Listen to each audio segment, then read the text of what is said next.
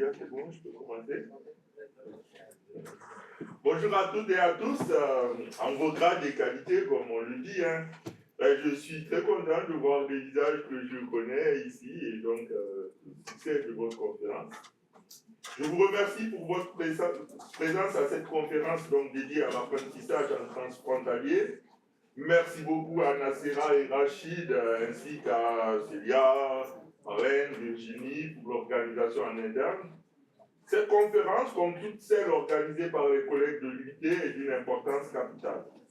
En effet, le sujet de l'apprentissage en transfrontalier est un sujet d'une grande importance pour nos organismes donc, de formation, j'en vois d'autres, parce que voilà, c'est des ressources propres, mais aussi pour les jeunes, les entreprises et notre territoire transfrontalier en général.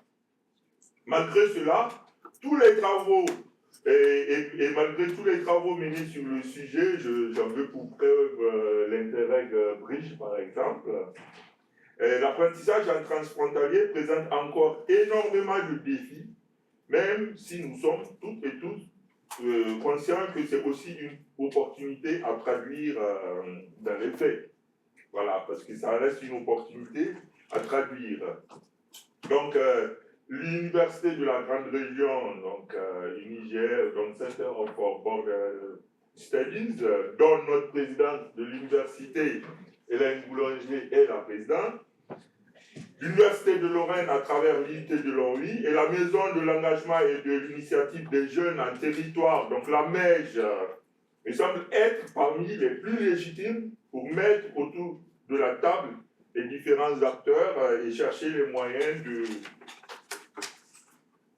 contribuer donc à des avancées notables sur le sujet. Je suis sûr que ce sera le cas et remercie d'avance toutes les conférencières et tous les conférenciers ainsi que le public pour donc votre contribution. Je vous souhaite d'excellents échanges. Merci beaucoup.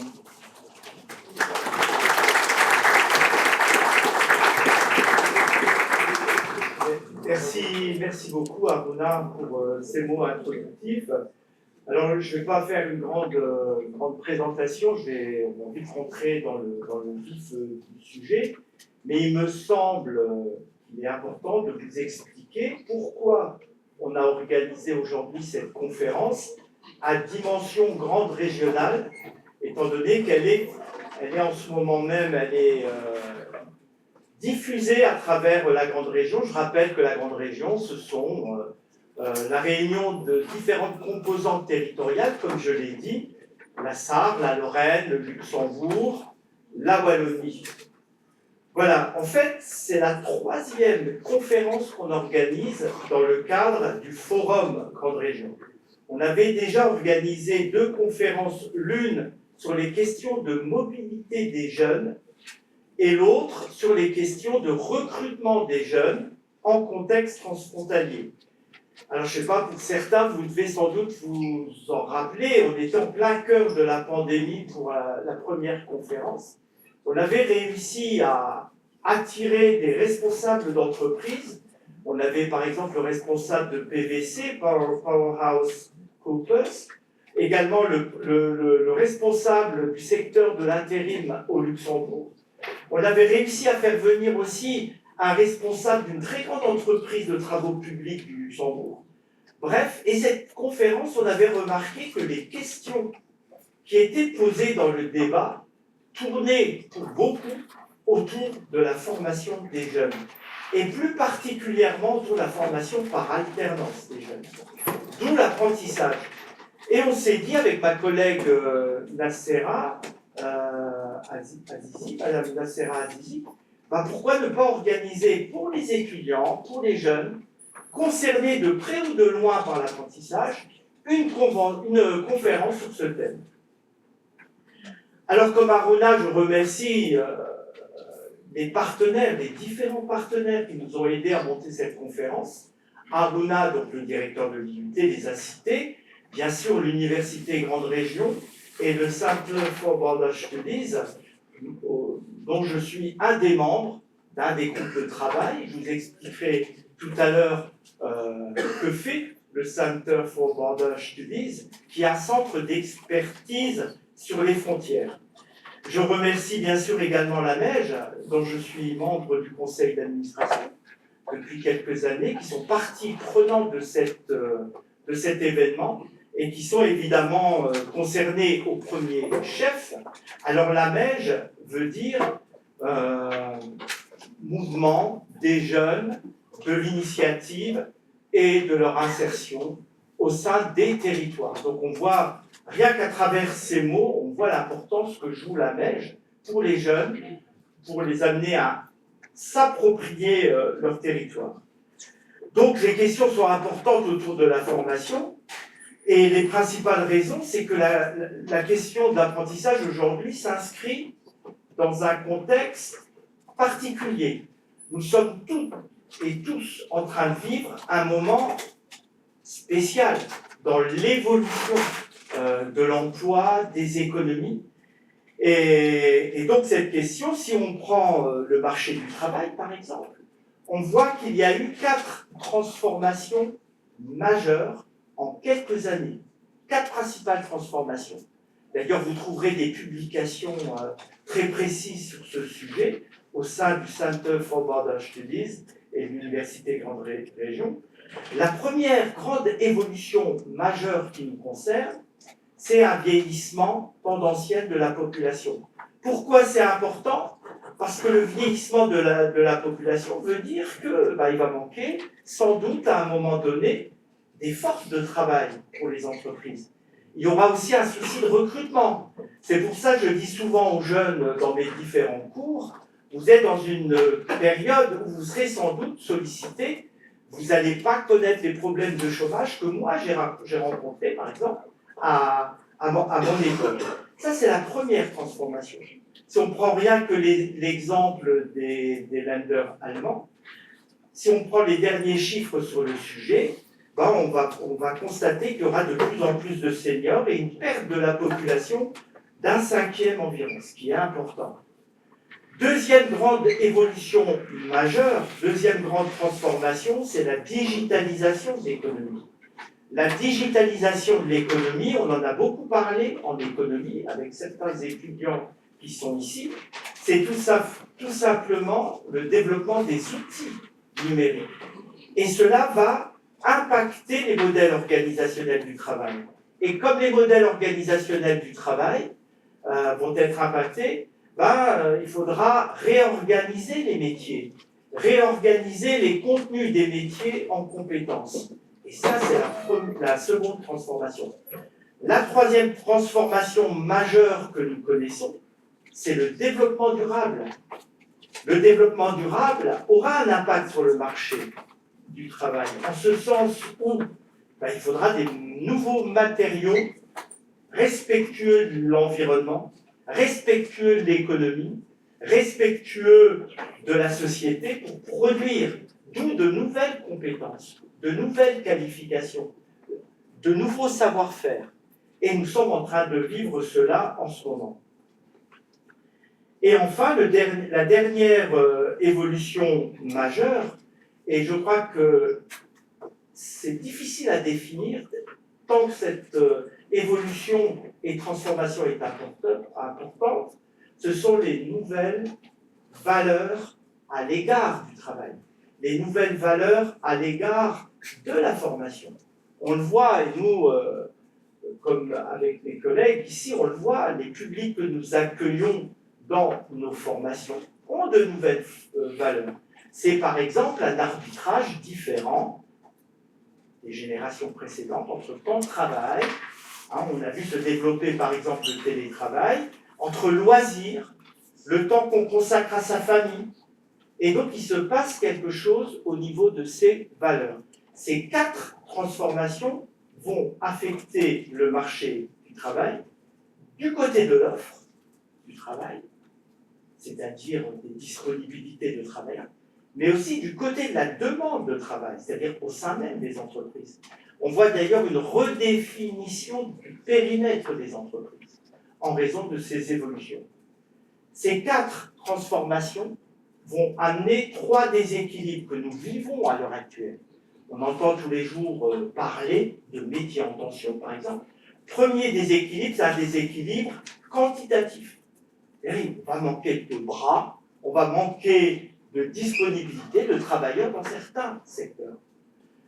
Le second déséquilibre, c'est un déséquilibre qualitatif. Je l'ai dit tout à l'heure, on a besoin de plus en plus de nouvelles compétences, des compétences interdisciplinaires, des compétences multidisciplinaires. Alors, juste un exemple, il n'y a pas loin, il y a 2 jours environ, j'ai reçu un coup de téléphone d'un responsable d'une grande entreprise de notre territoire qui recherche de manière urgente un jeune disposant de compétences techniques et qui soit en même temps commercial. Donc voilà vers quoi nous allons. Nous allons vers des compétences de plus en plus pointues. Donc ça, c'est un déséquilibre important, grave, je dirais, si on n'anticipe pas ces déséquilibres. Et puis enfin, troisième déséquilibre, c'est un déséquilibre plutôt de nature temporelle, c'est-à-dire, d'un côté, on a des économies et des entreprises qui ont des besoins urgents en compétences, immédiats, pour faire face à la mondialisation, faire face à la concurrence, faire face à des marchés plus tendus. Et de l'autre côté, pour produire ces compétences, nous, en tant que système de formation, il faut du temps pour produire des compétences en comptabilité, par exemple. Pour former un bon comptable, il faut en moyenne entre 3 et 5 ans aujourd'hui. Pour former un médecin, il faut entre 7 et 9 ans. Pour former une infirmière, il faut 4 ans. Donc d'un côté, on a ce décalage temporel qui génère des équations à résoudre. Et un des éléments pour solutionner ces équations, ça peut être l'apprentissage. L'apprentissage est un élément, peut-être, qui répond à certaines problématiques, d'où l'intérêt de cette conférence. Et là, vous êtes à la bonne place, au bon moment, pour comprendre ce qu'est l'apprentissage et vers où allons-nous. Donc voilà pour cette introduction que je voulais vous faire pour vous expliquer pourquoi nous avons organisé cette conférence. Vous montrer donc l'enjeu, les défis qu'il y a derrière l'apprentissage. Alors comment on va s'organiser maintenant? Alors cette conférence va être organisée en 3 moments, 3 temps. Premier temps, il nous a semblé, avec ma collègue Madame Serra Zizi, qu'il fallait donner la parole aux premiers concernés, c'est-à-dire aux jeunes apprentis, anciens et actuels. Certains ont trouvé un travail grâce à l'apprentissage, certains ou certaines ont fait leur apprentissage avec le Luxembourg, d'autres avec l'Allemagne. Ils vont vous raconter tout ça. Ce sera un sorte de témoignage. Cette table ronde pourra ainsi alimenter la seconde table ronde, qui sera formée d'experts dont je remercie leur présence aujourd'hui, leur disponibilité. On leur laissera le temps de se présenter amplement, vous le verrez. Vous allez avoir des gestionnaires de formation, des acteurs de terrain, des directrices d'école qui vont vous expliquer ce qu'est l'apprentissage et en quoi l'apprentissage est un bienfait, en tout cas, pour résoudre ces problématiques que j'évoquais précédemment. Le second temps, le troisième temps, sera un moment de discussion générale où je vous demanderai d'être discipliné, là aussi, où je répondrai, où nous tenterons collectivement de répondre à vos questions. On ne pourra pas répondre à toutes les questions, alors on prolongera peut-être les éléments de discussion après la conférence, au moment d'un pot convivial. Voilà. Donc je passe tout de suite à la première table ronde, formée des étudiants dont certains, la plupart ici, connaissent.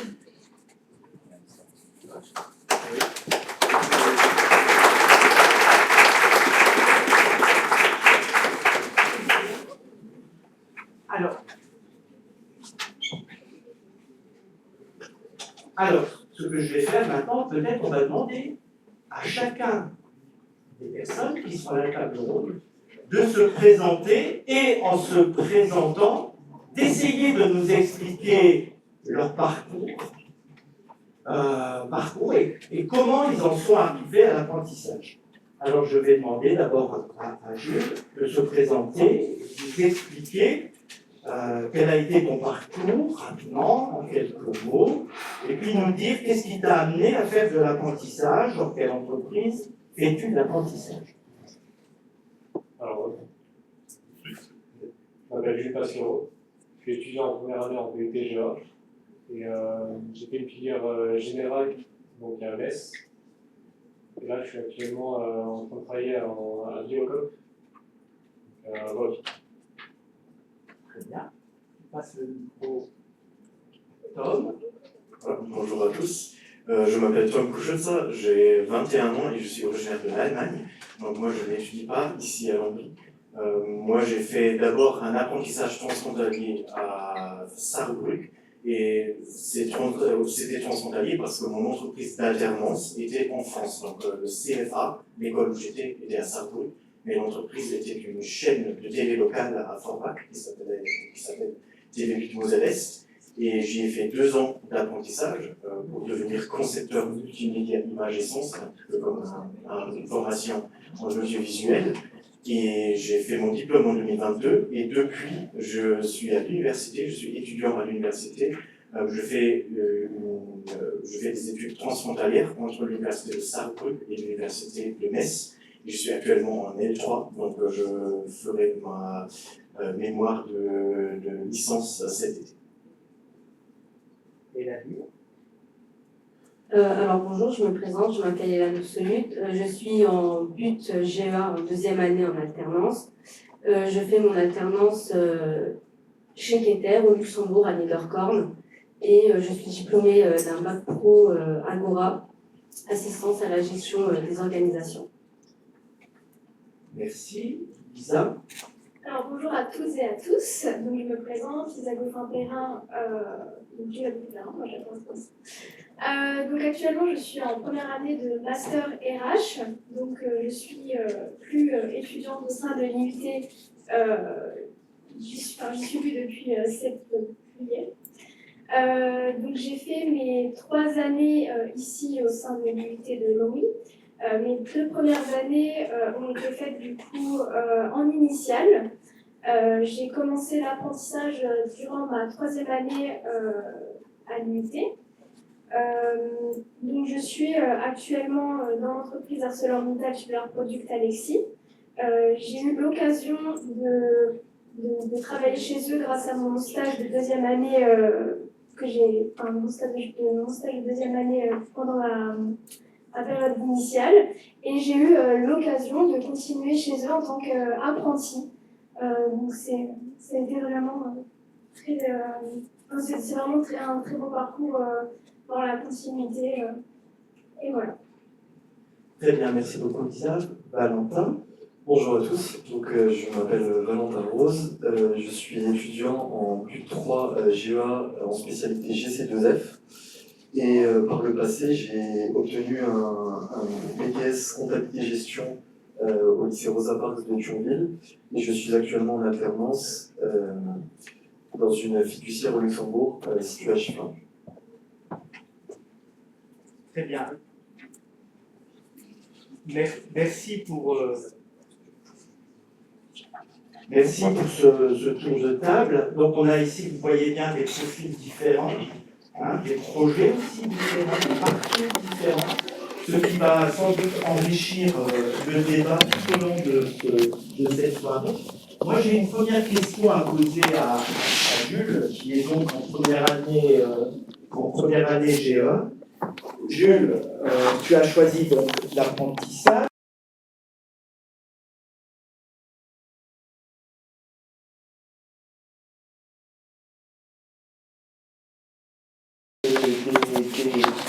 Des éléments à nous fournir là-dessus.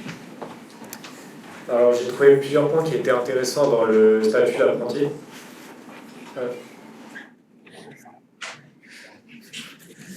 Premièrement, il y a l'expérience professionnelle, donc le fait de travailler avec des professionnels de notre formation, c'est très enrichissant parce que ça nous apprend quelles sont les bases du métier, quels sont les prérequis pour y travailler.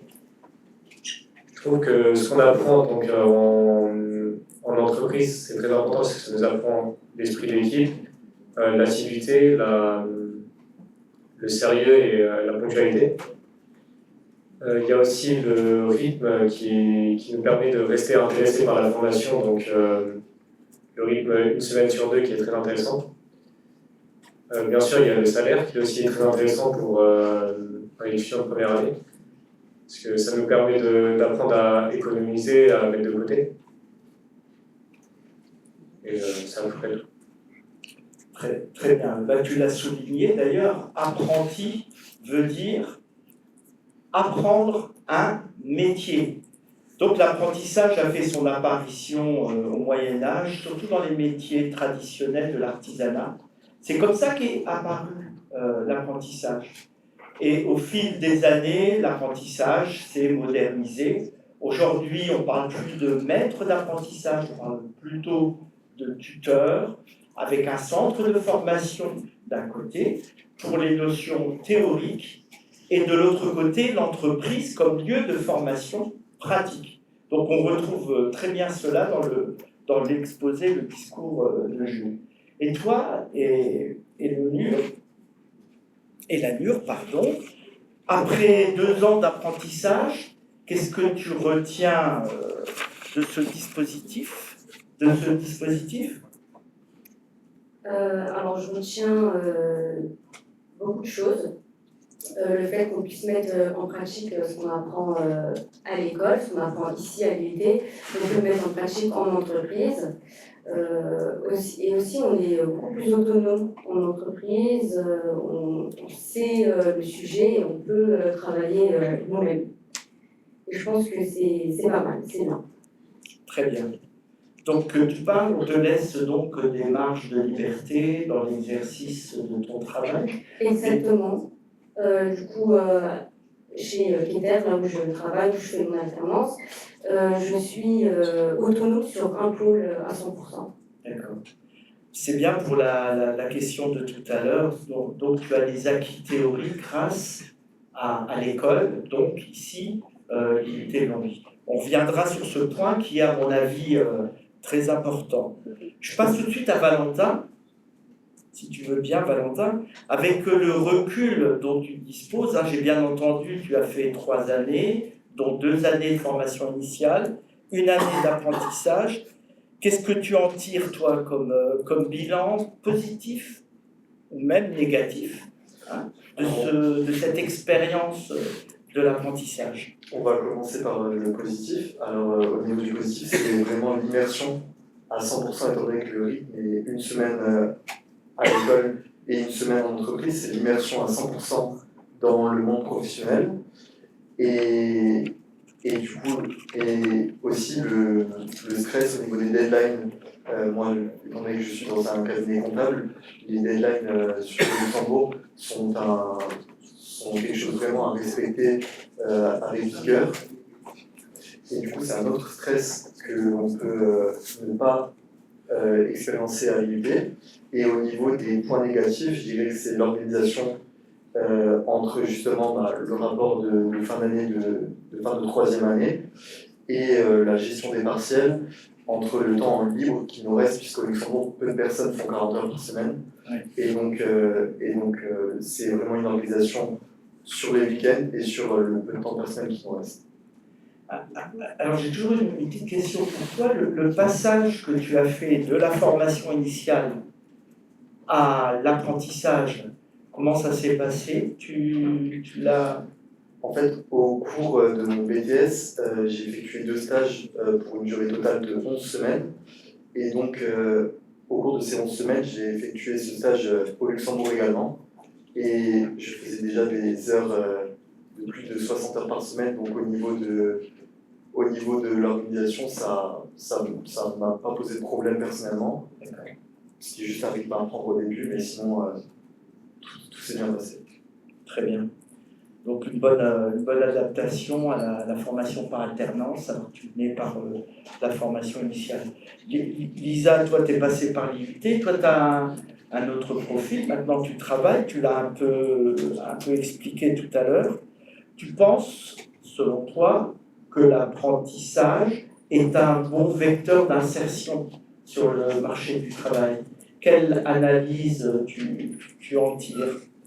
A-t-il répondu, l'apprentissage a-t-il répondu à tes aspirations?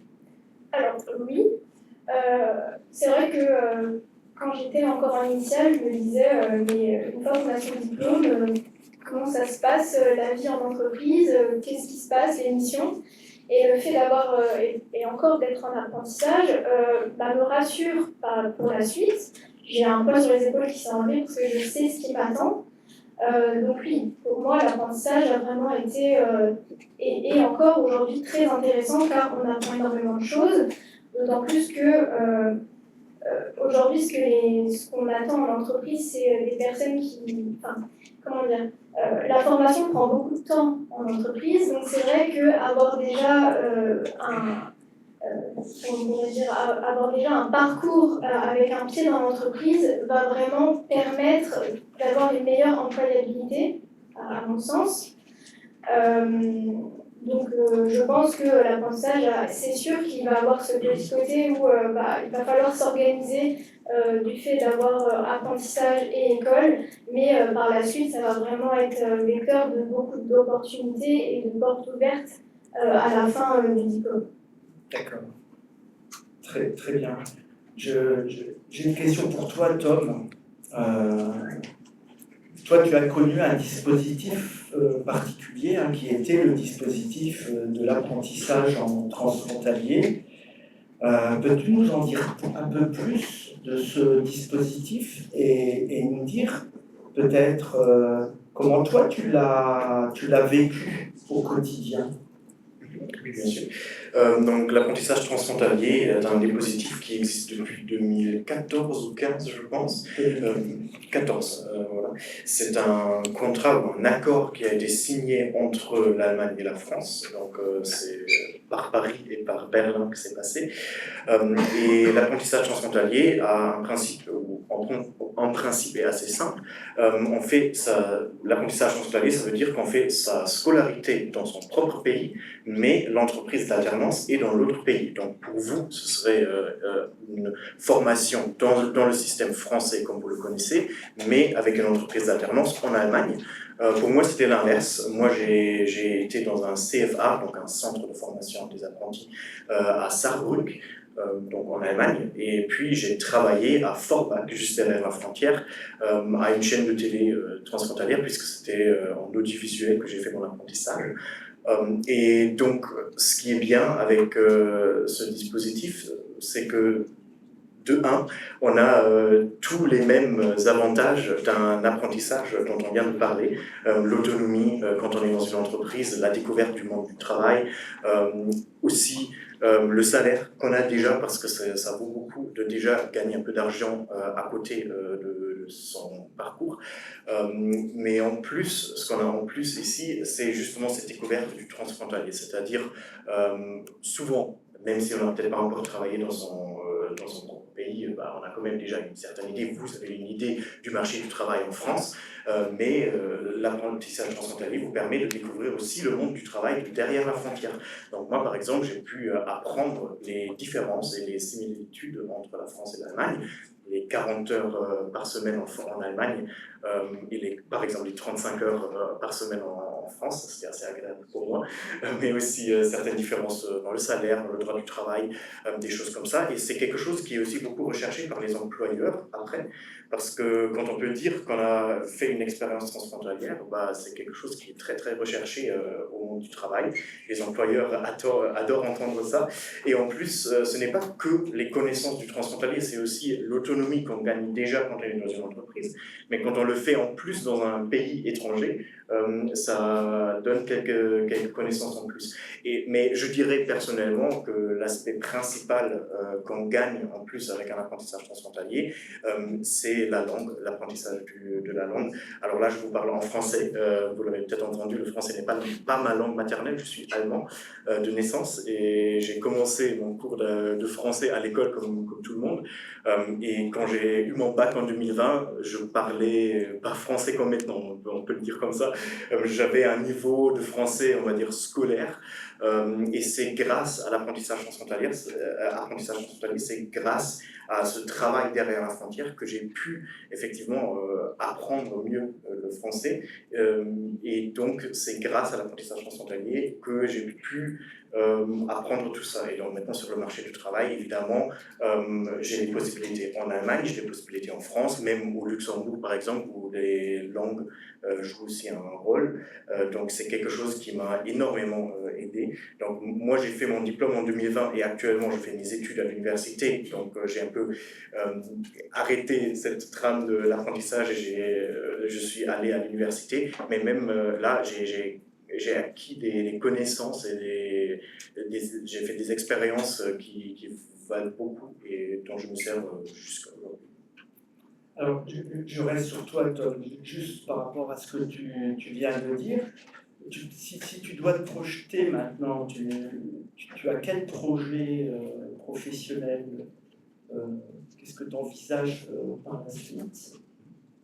Donc, pour moi, la raison principale pour faire l'apprentissage était d'apprendre le français. Donc, c'est vrai que j'étais dans le secteur audiovisuel, j'ai travaillé à une chaîne de télé, mais pour moi, spécifiquement, ce n'est pas forcément quelque chose que je vais faire plus tard. Par contre, on me l'a proposé. Donc, l'entreprise où j'étais m'a proposé un CDI après mon apprentissage. Moi, j'ai refusé parce que je voulais encore faire des études à l'université, mais j'avais cette possibilité. Mais moi, ce qui m'intéressait plus, c'est justement les relations transfrontalières, les relations franco-allemandes, les relations transfrontalières dans la grande région où on se trouve actuellement.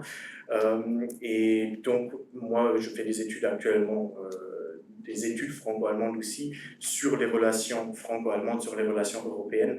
Donc moi, je me vois plutôt, je veux de toute façon rester ici dans la région transfrontalière et je me vois travailler dans le secteur peut-être, je sais pas, administratif, politique, des institutions européennes. Ça, c'est quelque chose qui m'intéresse beaucoup. Et je pense qu'ici, à la frontière, près des frontières, il y a beaucoup d'opportunités dans ce secteur. Alors, ce qui est intéressant dans ce que tu dis, tu pourrais aussi bien travailler au Luxembourg qu'en Sarre, dans ton pays de naissance, ou même en Lorraine, si tu ne vois pas d'inconvénient. Donc, on a ici un exemple de jeune qui s'est approprié son territoire, mais son territoire avec des frontières, et les frontières ne posent plus de problème. Je pense que ce point est important. Pour toi, Elanur, j'aimerais bien, si on se penche maintenant sur le milieu du travail, comment se passe concrètement ton quotidien dans une entreprise au Luxembourg et comment tu es perçu par tes collègues, comment ils perçoivent ce statut d'apprenti. Ça peut être intéressant comme question de savoir un peu comment est vu un apprenti au milieu de personnes qui sont sans doute sur des contrats permanents, qui ont des tâches prédéfinies. Peux-tu nous raconter un peu? Alors oui, mes collègues pensent que c'est un très bon statut parce que, comme j'ai dit tout à l'heure, on peut mettre en pratique ce qu'on a appris et on peut évoluer dans la même société. C'est bien aussi, ça peut aussi permettre aux entreprises de recruter leurs apprentis par la suite.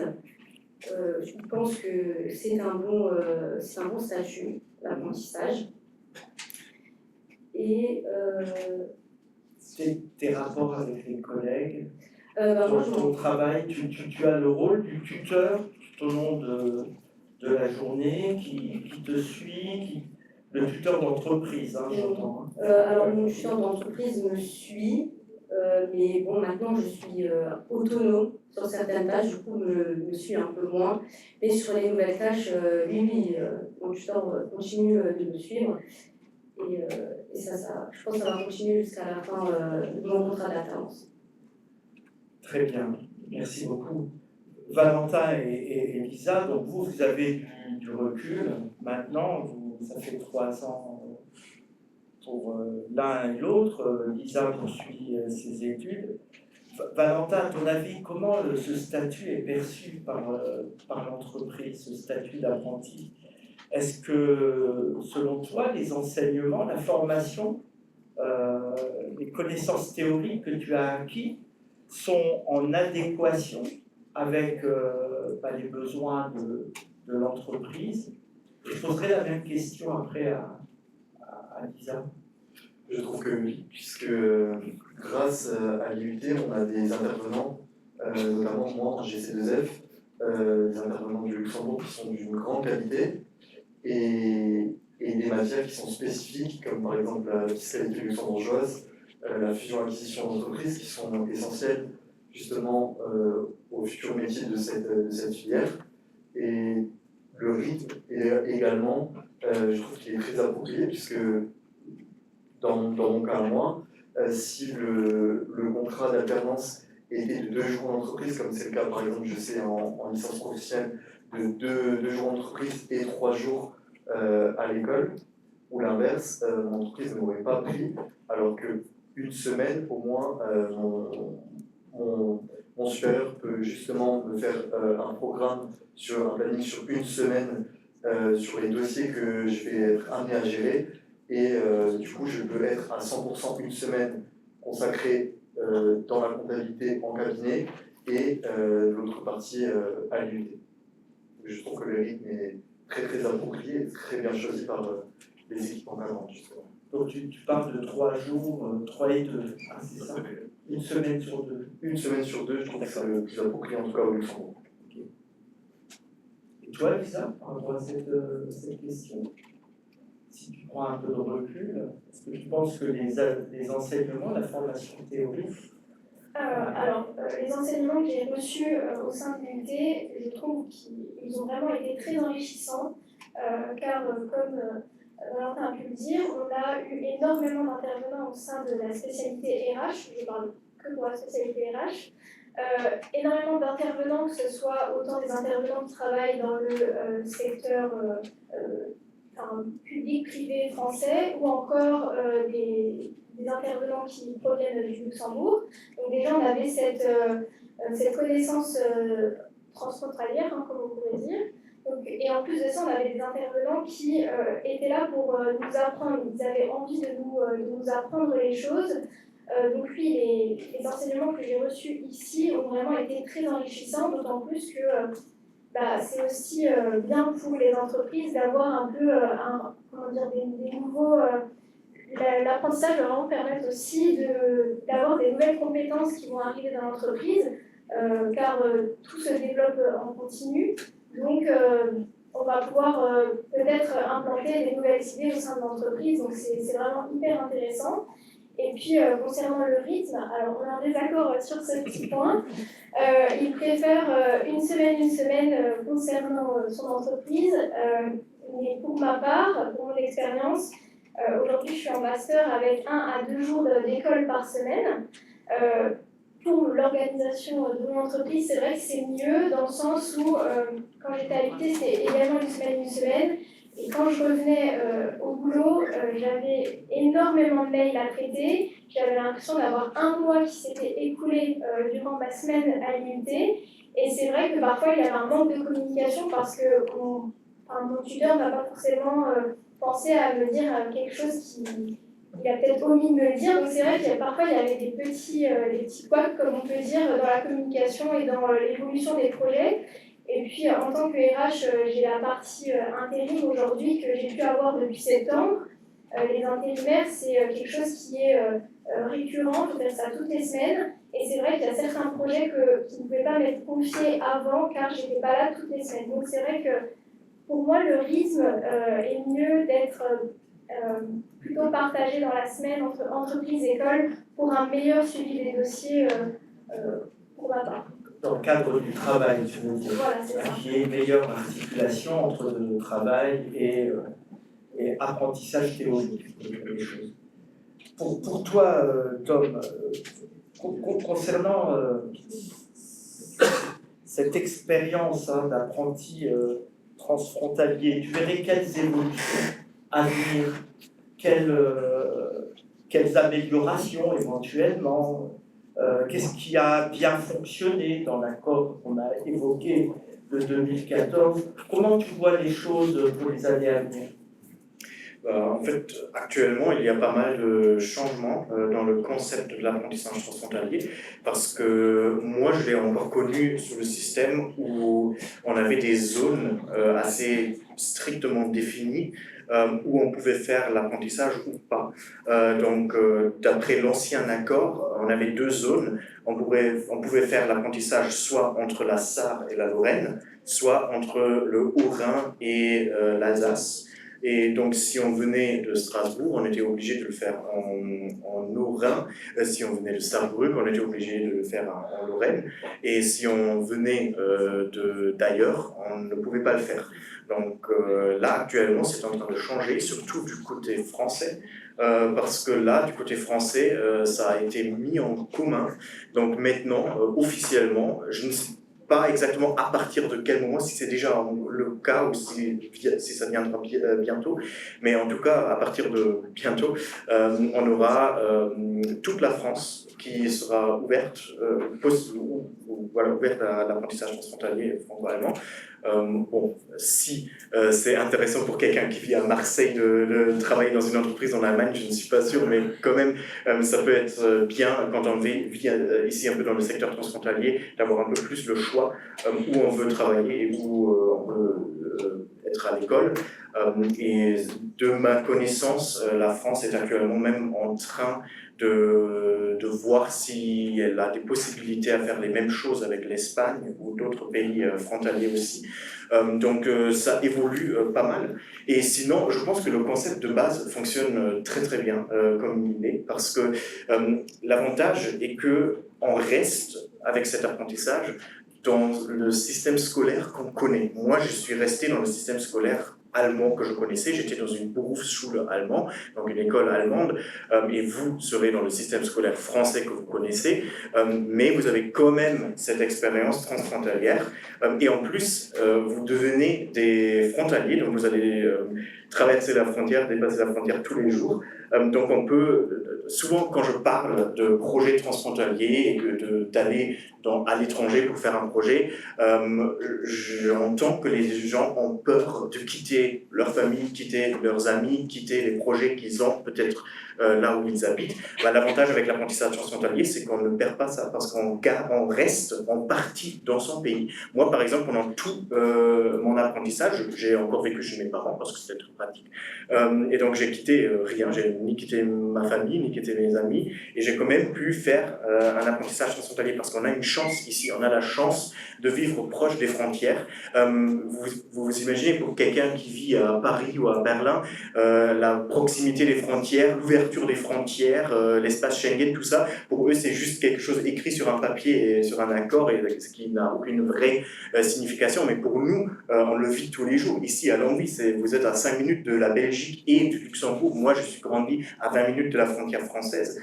Et donc, nous, on peut vivre ces projets. Et souvent, c'est assez méconnu. On ne sait pas que des projets comme ça existent. Mais une fois qu'on sait que ça existe, il y a énormément d'opportunités. Donc, moi, je pense que le concept de base de l'apprentissage transfrontalier, de travailler dans l'autre pays, mais de rester dans son pays pour la partie scolaire, c'est un très bon concept qui, pour moi, a très bien fonctionné.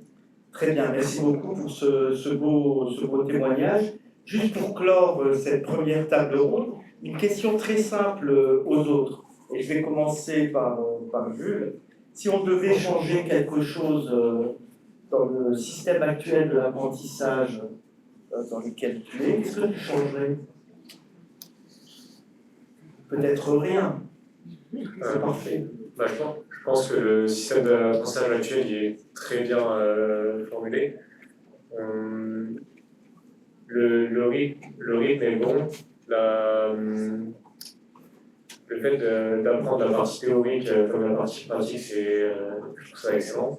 Mais je vois pas de problème très particulier qu'on devrait changer pour améliorer la formation et le statut d'apprenti.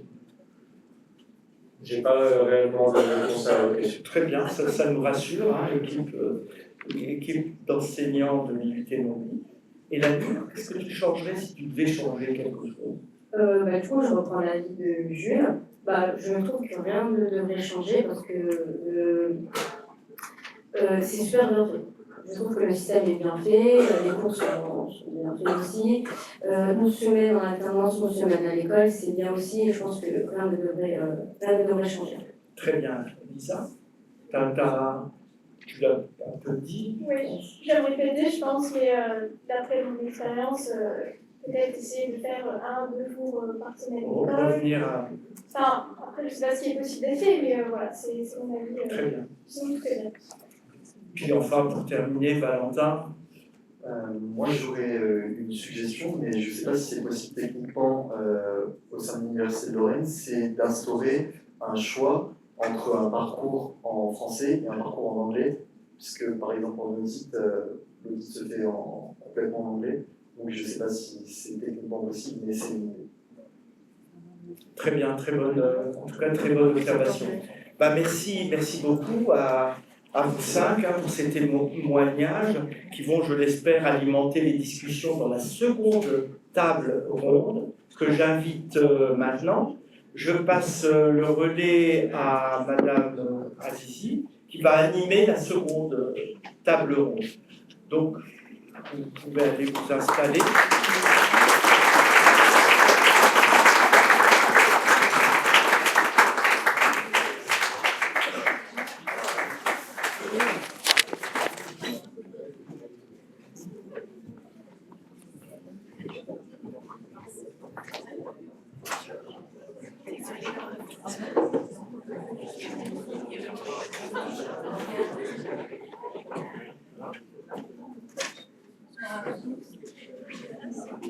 Bonsoir à toutes et tous. J'invite les intervenants à la deuxième table ronde à prendre place. Pendant leur installation, je dirai juste quelques mots pour pas trop grignoter sur le temps de la table ronde. Donc c'est avec un immense plaisir, un grand honneur que j'ai aujourd'hui l'opportunité d'animer cette table ronde dédiée à l'apprentissage en contexte transfrontalier, comme vous l'avez déjà entendu. Nous avons la chance aujourd'hui de réunir autour de cette table, cette seconde table ronde, des professionnels, mais aussi des chercheurs venus de différents pays frontaliers. C'est vraiment, je pense, la plus-value et la grande richesse de cette table ronde, de réunir aussi bien les apprentis, mais également les professionnels de terrain et les chercheurs qui travaillent sur ces questions-là. Ce qui témoigne déjà de la richesse et de la diversité des pratiques, mais aussi des réflexions en la matière.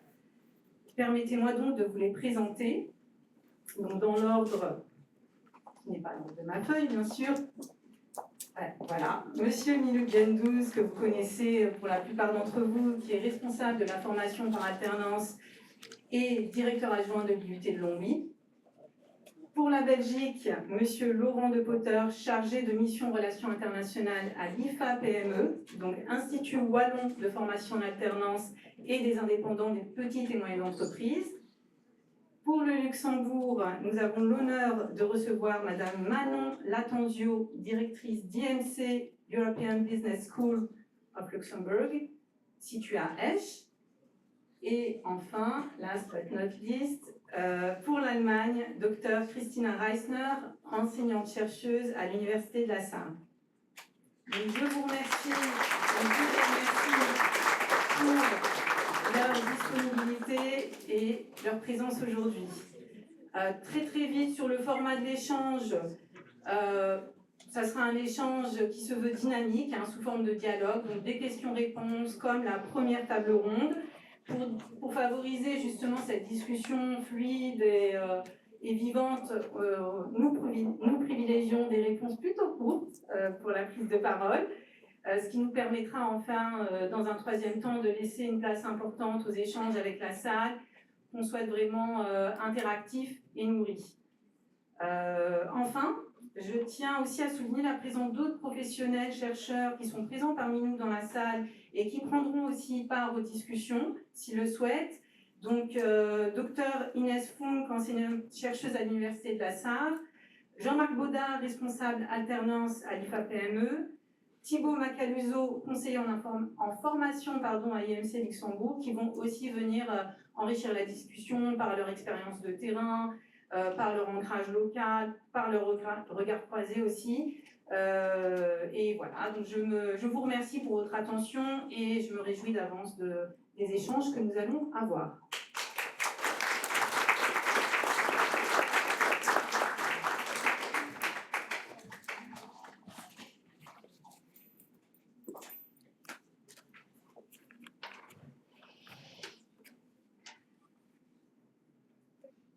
Vous m'entendez?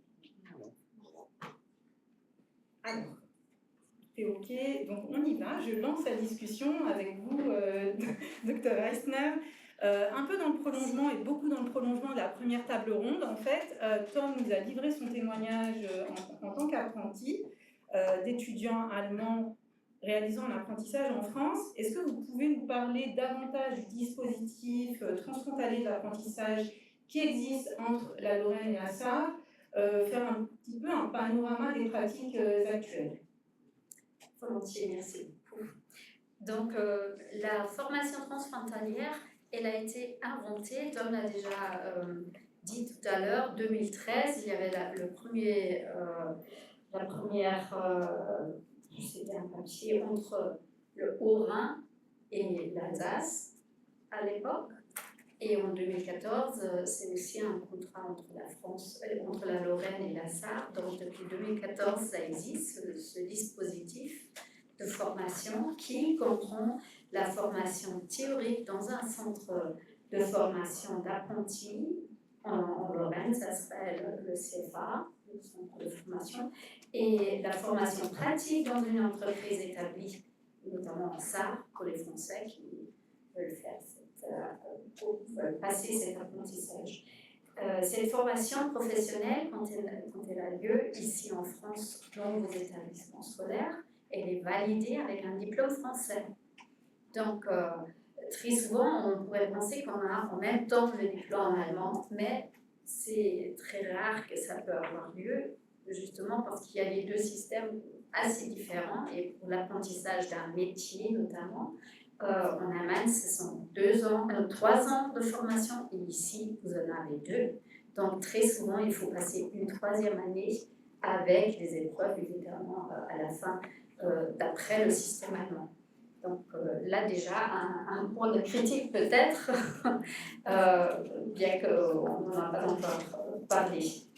Rachid Belkacem vient de parler des 4 grandes transitions dans la grande région, des transformations, même à l'époque en 2010-12, quand on a commencé à discuter, c'était déjà des enjeux, des défis dans la grande région, dans les régions transfrontalières, et c'était vraiment une idée d'installer une meilleure coopération transfrontalière entre les partenaires des deux côtés de la frontière, pour l'innovation, pour la croissance et aussi pour la collaboration franco-allemande dans notre cas.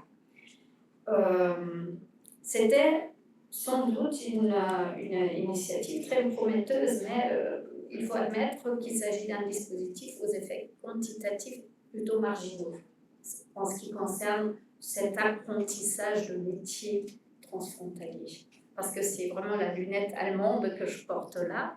C'est surtout ceux que nous avons regardés de plus près. Et peut-être ma collègue Inès Font pourra donner quelques précisions en ce qui concerne le cadre juridique, parce qu'il vient, Tom l'a déjà mentionné, d'être retravaillé. Il y a une entrée en vigueur du 1er mars, je crois, de cette année. Je passe juste.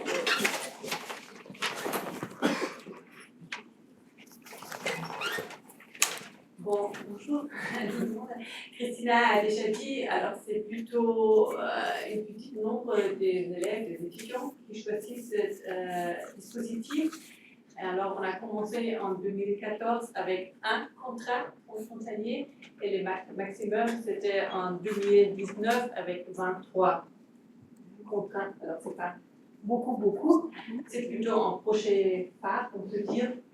Et la majorité, ce sont des jeunes français. Alors, Tom, c'est vraiment l'exception, un peu.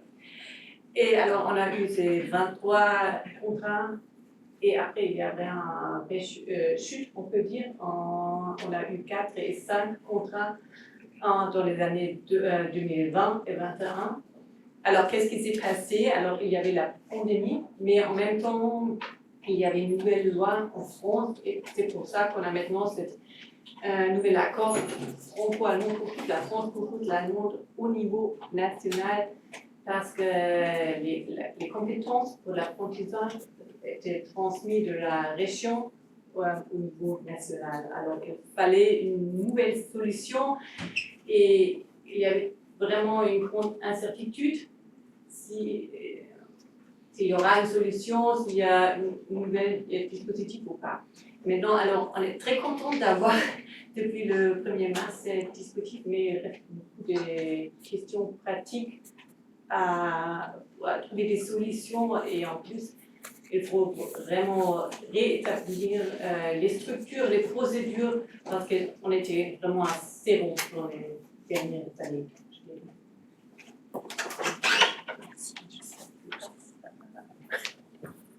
Merci beaucoup. Alors pour justement prendre la comparaison, je me tourne vers Madame Attenzio. Pouvez-vous nous dire, nous donner en quelques mots, nous présenter le modèle de l'apprentissage au Luxembourg et nous expliquer comment vous, au sein de votre structure, donc vous pouvez aussi dire un mot, vous l'utilisez ou pas? Avec plaisir. Alors, il faut savoir déjà dans un premier temps que le contrat d'apprentissage à Luxembourg, il est réservé uniquement à certains diplômes, comme par exemple les DT, les diplômes des techniciens, les DAP, diplômes d'attitude professionnelle ou d'autres diplômes. Mais sinon, on parlera de convention de stage en alternance. Donc, la convention de stage en alternance, elle a plusieurs spécificités. Donc, dans un premier temps, elle a un cadre, elle assure un cadre légal. Donc, dans la convention de stage, bien évidemment, vous allez retrouver tout ce qui est mission, tout ce qui est gratification de stage, tout ce qui est durée légale par semaine, etc. Et vous avez également un encadrement pédagogique. Vous avez ensuite d'autres spécificités dans cette convention de stage qui n'est pas négligeable, c'est la gratification de stage. Donc la gratification de stage, à Luxembourg, il y a un minimum, il n'y a pas de maximum.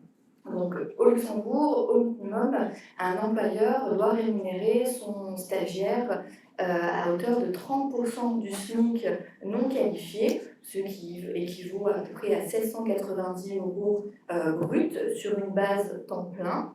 Mais il n'y a pas de maximum, donc un employeur peut rémunérer autant qu'il veut son stagiaire. À titre d'exemple, dans notre centre de formation, un étudiant qui sera en bac plus 3 finance aura une gratification de stage d'à peu près 1200-1500 €.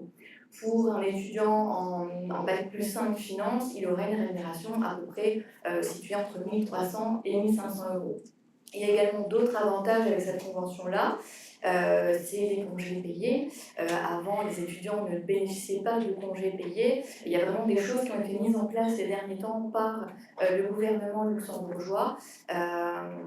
Et aujourd'hui, les stages sont vraiment bien encadrés. Les étudiants ont droit à 26 jours de congés payés base temps plein sur une année de stage. Bon, après, bien évidemment, comme le salaire, c'est pour attiser autant de présence en entreprise.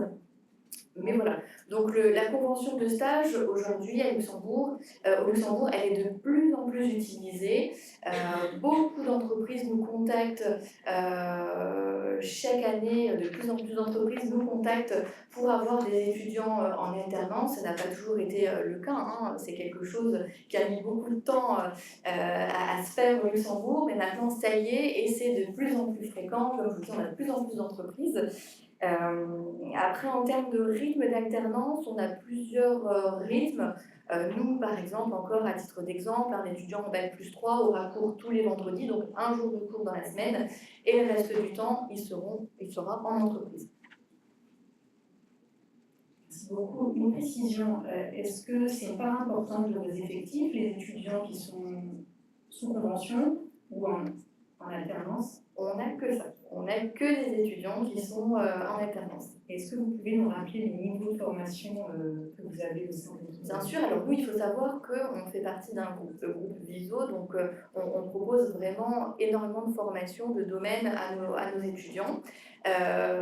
Au Luxembourg, on va proposer des formations de Bac+3 à Bac+5 dans le domaine de la finance, du juridique, des RH et tout ce qui est QSE, donc qualité, sécurité, environnement. En sachant que comme on fait partie du groupe VISO, on a également nos écoles qui sont situées en France, à Metz, Nancy, Forbach, Saint-Julien-les-Metz, et également nos écoles à Strasbourg, où là on va vous proposer vraiment des formations en communication, en digital, on touche vraiment à tous les domaines. Mais sur Luxembourg, on sera sur la finance, du juridique, des RH et tout ce qui est QSE, qualité, sécurité, environnement. Dernière question pour vous pour l'instant. Est-ce que vous avez des étudiants donc, dont l'école, entre guillemets, le lieu de formation est au Luxembourg, mais qui réalisent un apprentissage justement en France, en Belgique Alors, c'est tout à fait possible de faire ça. On peut avoir des étudiants qui réalisent leur alternance en France ou en Allemagne ou en Belgique. C'est déjà arrivé, mais très honnêtement, c'est assez rare. Pourquoi? Parce que le Luxembourg offre dans un premier temps une gratification qui est beaucoup plus avantageuse que dans d'autres pays, et ça c'est pas négligeable par les étudiants, et ça se comprend totalement, hein. Mais c'est possible, la quasi-totalité de nos étudiants sont au Luxembourg.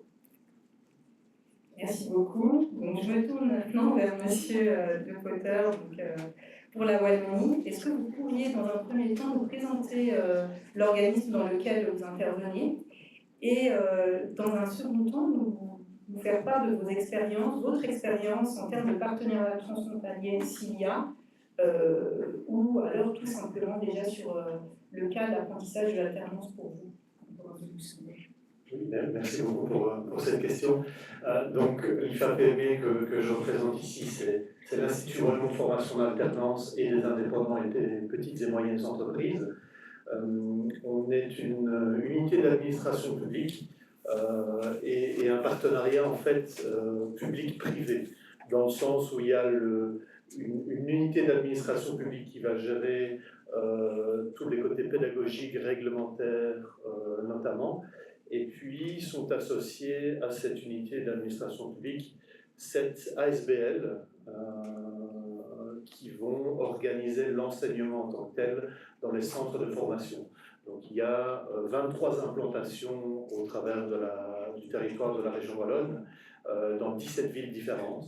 Donc c'est un réseau qui est relativement étendu avec plus de 20 000 apprenants. Voilà pour la présentation très brève, en tout cas, d'IFAPME. Et je ne me souviens plus de la deuxième partie de question. Concernant les partenariats que vous auriez en transfrontalier et le cas de l'apprentissage pour vous. Voilà. Donc, effectivement, le cas de l'apprentissage transfrontalier est une question très prenante au sein du réseau IFAPME, notamment près des frontières. Donc on a des centres, notamment ici en province de Luxembourg, donc très proche de la frontière française et luxembourgeoise, au niveau de la grande région, mais également au niveau notamment de la Flandre et du nord de la France. Donc ce sont deux zones transfrontalières auxquelles on est rattaché. Et effectivement, il est parfois plus facile pour les apprenants du réseau de se rendre en Erasmus dans une destination un peu plus lointaine que de faire une partie d'apprentissage, en tout cas, de l'autre côté de la frontière. Parce qu'il y a effectivement des réglementations qui sont différentes et qui ne permettent pas toujours une harmonisation, en tout cas, pour nos apprenants. Et donc c'est vraiment une situation compliquée qu'on essaye, via notre participation à différents organismes aussi, de faire avancer, notamment au niveau du sommet de la grande région. On a un pouvoir d'attraction, comme ça a été bien mentionné, du Luxembourg, notamment pour nos apprenants, qui fait qu'on se trouve confronté à des situations où les apprenants, notamment, sont intéressés à faire une partie de leur expérience en entreprise du côté du Luxembourg, et on arrive à des situations qui sont un petit peu mixtes, dans le sens où certains apprenants vont s'inscrire pour les cours au niveau d'un centre de formation en Belgique, faire leur apprentissage au niveau du Luxembourg, mais où tout le suivi en entreprise, en tout cas, ne sera plus réalisé au sein du réseau, comme c'est le cas pour les apprenants, je dirais, classiques, où normalement le suivi en réseau se fait via les services alternance qu'on a accolés au centre de formation. Et tout cet aspect-là est vraiment, donc c'est une série de métiers qui ont été évoqués notamment, et qui font en sorte que tout le suivi en entreprise et le stage en entreprise se font au Luxembourg, et la seule partie qui va se faire en Belgique, ça va être la formation spécifique dans un centre de formation. Donc on arrive vraiment à des situations qui sont un petit peu complexes au vu des réglementations qui sont fort différentes d'un pays à l'autre. Merci beaucoup. On voit déjà à travers vos différentes interventions émerger les limites, alors que quand, lors de la première table ronde, on a beaucoup vu les points positifs et les avantages. Merci beaucoup, Monsieur le Potter. Je me tourne maintenant vers Monsieur Gendouze. Vous êtes responsable de l'apprentissage à l'unité de Longwy depuis pas mal d'années. Certains diront trop longtemps. Que faudrait-il faire, selon vous, pour améliorer le dispositif d'apprentissage transfrontalier, notamment avec le Luxembourg, mais vous pouvez nous dire aussi un mot sur les autres pays? Alors, merci pour cette question intéressante, mais pas facile, en termes de réponse, mais je crois qu'on a déjà eu ici ou là des réponses. Ouais, vous avez parlé, ça a commencé par Tom, puis vous avez enchaîné sur l'alternance entre l'Allemagne et la France. Alors, dans un premier temps, c'était entre des territoires. Oui. Alors, des territoires, ça fonctionnait qu'à un quart, oui. Et puis, parce que difficulté d'abord juridique, hein, du contrat mis en œuvre, la réalité était là, oui, et je crois que Tom était plus dans ce cadre-là. Mais les choses avancent tout doucement. Oui. Peut-être pas aussi vite qu'on voudrait, puisque nous, à l'UT Longwy, on a démarré l'apprentissage, qui est de l'alternance, évidemment. Mais l'apprentissage, et j'en dirai un mot, on a démarré ça en 1995. Oui. On a mis en place, je crois, si ma mémoire ne fait pas défaut, le premier diplôme au sein de l'université. À l'époque, ça s'appelait pas l'université de Lorraine, ça s'appelait l'université de Nancy, puis après en l'université de Lorraine. Le premier diplôme par alternance, me semble-t-il. Oui. Alors peut-être que ma mémoire me fait défaut, mais si c'est pas le premier, on est dans les tout premiers. Donc, on a une culture d'alternance à l'UT Longwy, historiquement, donc on voit un peu les avantages et les inconvénients. Donc, j'en reviens à la question de. Je suis désolé, Serrat a dit qu'il fallait faire court, ouais, mais moi je suis plutôt positif, alors, raisonnablement, évidemment. Les choses évoluent, puisque il y a eu un accord entre la France et l'Allemagne, il faut rectifier, hein, si je commets une erreur, entre la France et l'Allemagne en juillet 2022, justement, pour développer plus que l'alternance, l'apprentissage. L'apprentissage, voilà. L'apprentissage qui est un terme bien défini en France, l'apprentissage entre la France et l'Allemagne, et qui a été promulgué, la loi a été promulguée, alors comme en France on met du temps, et puis on change avec le gouvernement, on a mis du temps à la promulguer, et elle a été promulguée, si je ne dis pas de bêtises, mars 2025, pour un objectif de former 1000 apprentis entre la France et l'Allemagne à la rentrée 2025. 2025. Voilà. Donc, les choses évoluent. Ce qu'on reprochait avant, c'est de ne pas avoir créé un vrai cadre juridique de l'apprentissage au niveau européen. Ouais. Et donc là, au moins, ouais, alors c'est un embryon évidemment, ouais, c'est un embryon, on peut espérer que cet embryon-là serve par la suite à un vrai schéma européen. Vous voyez, mais voilà, la notion d'apprentissage, elle est claire entre la France et l'Allemagne, former 1000 apprentis, ouais, et pour information, la notion d'apprentissage transfrontalier a été introduite dans le Code du travail français, dans la loi de différenciation des territoires, décentralisation, déconcentration. Ouais. Alors, il reste aujourd'hui encore des problèmes à mettre en place, toute la gestion administrative, gestion financière, mais pour ce qui est de la France, il y a même un OPCO qui a été défini, c'est l'OPCO-EP, Les OPCO sont les opérateurs qui sont en charge de gérer administrativement et financièrement la partie contrat d'apprentissage, voilà, qui a été définie pour mettre à plat tout ça et voir comment on pouvait mettre les arcades administratives et financières en place pour mettre ça à la rentrée 2025.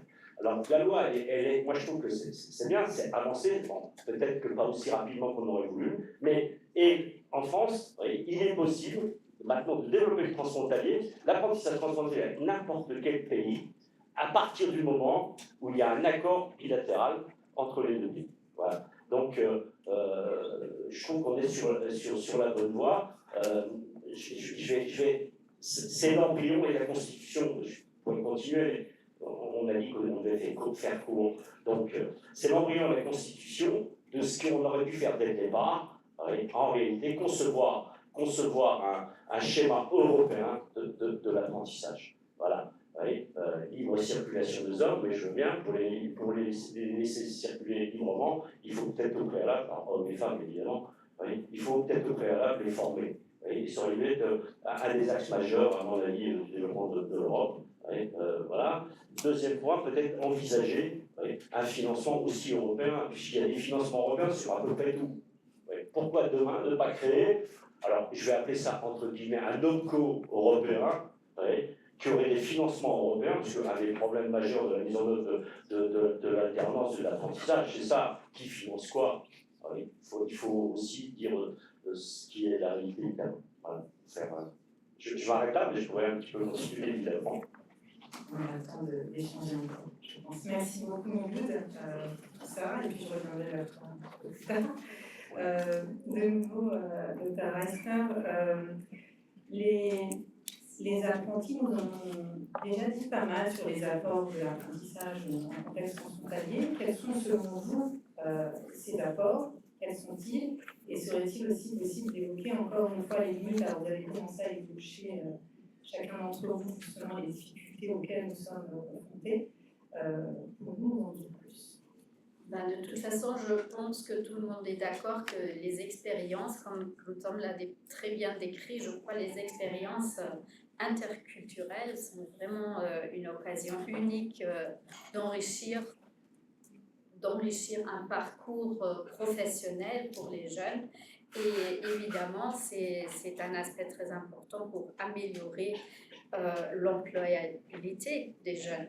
De toute façon, avec toutes ces expériences dans un autre pays, soit le Luxembourg, l'Allemagne, la Belgique, c'est vraiment quelque chose qui apporte beaucoup aux jeunes, mais je tiens aussi à souligner que c'est aussi un avantage pour les autres acteurs, pour l'ensemble des acteurs de l'apprentissage, pour les IUT, les écoles, les entreprises, parce que cet échange, cette mobilité donne vraiment beaucoup d'élan et beaucoup de nouvelles idées, beaucoup de nouvelles impressions qui ne peuvent que être utiles pour toute entreprise, pour tout IUT aussi, quand les jeunes reviennent, ce qu'ils disent, ce qu'ils ont vécu.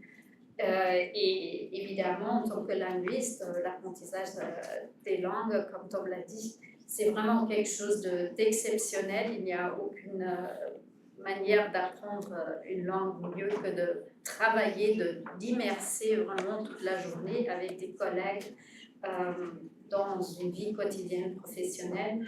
Et ça aussi, cette qualification plurilingue est un atout que l'on n'arrive vraiment pas à avoir en général au sein des écoles, des institutions nationales. Donc c'est quelque chose qui vient tout seul, il faut la préparer. Ça aussi, c'est peut-être un point de critique parce que très souvent les programmes, avant d'envoyer les jeunes pour l'apprentissage à l'étranger, il faudrait peut-être les mieux préparer, de leur donner vraiment déjà les moyens linguistiques, par exemple, pour y aller, une préparation interculturelle. On pourrait faire plein de choses et ça n'est pas encore très très bien fait. Mais en effet, ce nouveau cadre juridique, c'est vraiment un cadre sécurisé maintenant, au moins entre la France et l'Allemagne, il y a vraiment un cadre maintenant. Les 1000 apprentis, on verra bien ce qui ça va donner. Mais de toute façon, ça c'est vraiment, les bénéfices sont beaucoup plus nombreux que les défis et les problèmes, je crois. C'est très optimiste, positif. Madame Latenzio, pour le Luxembourg, vous nous avez expliqué que votre centre de formation formait des jeunes au bac plus 4, bac plus 5. Quelle valeur ajoutée, justement, autorise l'apprentissage pour les étudiants de ce niveau-là? Et est-ce qu'il facilite vraiment l'insertion professionnelle? Alors, on propose également des formations de bac plus 3, juste à titre d'information. Pour nous, pour moi en tout cas, ça ne fait aucun doute. L'alternance facilite grandement l'insertion professionnelle des étudiants. L'alternance, c'est l'un de ses plus grands atouts, l'insertion professionnelle facilitée. Les étudiants possèdent une expérience professionnelle concrète lorsqu'ils ont terminé leur parcours. Ils sortent de leurs études, de leur parcours avec 1 année, 2 années, parfois même 5 années d'expérience. Et bien évidemment, les recruteurs auront beaucoup plus de facilité à se tourner vers une candidature expérimentée et qui sera bien évidemment plus rapidement opérationnelle. Pour vous donner quelques exemples, à titre d'information. Donc, par exemple, dans notre centre de formation, sur la promotion 2023-2024 pour nos bac plus 5 finances, à l'issue de leur formation, on avait déjà 84% des étudiants qui avaient une offre d'embauche à la fin de leur parcours. Ensuite, 3 mois après la fin de leur formation, on a contacté les étudiants 3 mois après, on était à plus de 90%, et 6 mois après, on était à 94%. Donc on a quand même en plus des classes assez nombreuses, donc je pense que les chiffres parlent d'eux-mêmes, et l'alternance facilite encore une fois grandement l'employabilité. Moi-même, je viens d'un système, d'un parcours en alternance et je ne le regrette pas du tout. Bon, ça commence un petit peu à dater maintenant, mais je ne le regrette absolument pas. Et je n'ai aucun problème réellement à recommander l'alternance pour les étudiants.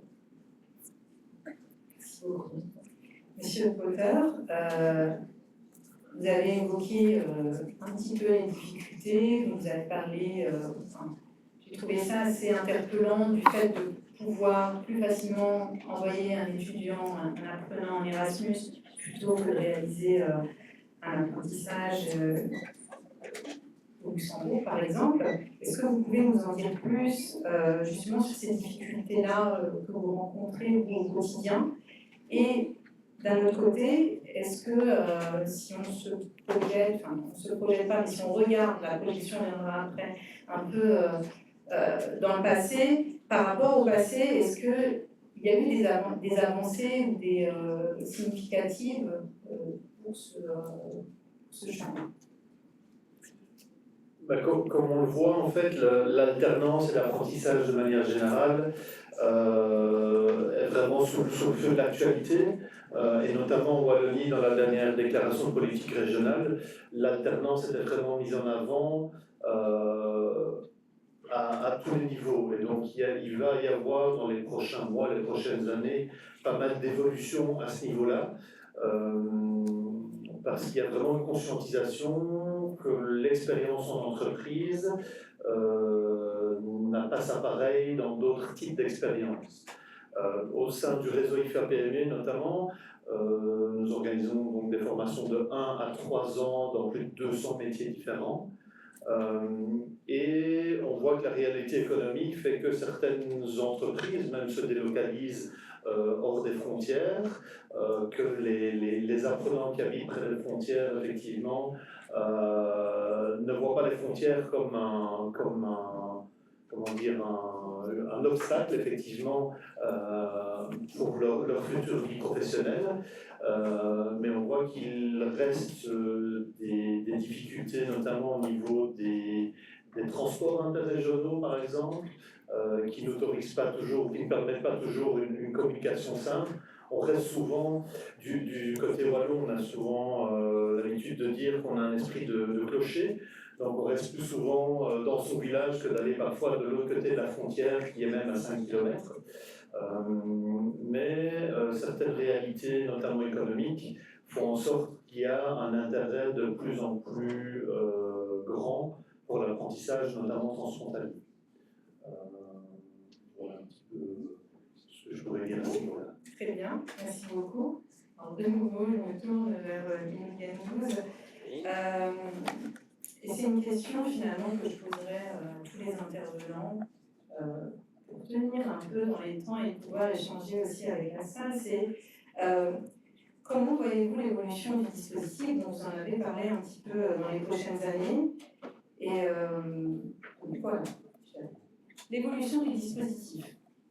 Selon vous, moi, idéalement, allez, encore une fois, on est sur un territoire, allez, où la notion de frontière, je comprends bien qu'il faille réfléchir en termes géographiques, en termes juridiques, en termes de nation, et qu'il y a des frontières. Mais les frontières, nous, on ne les connaît pas.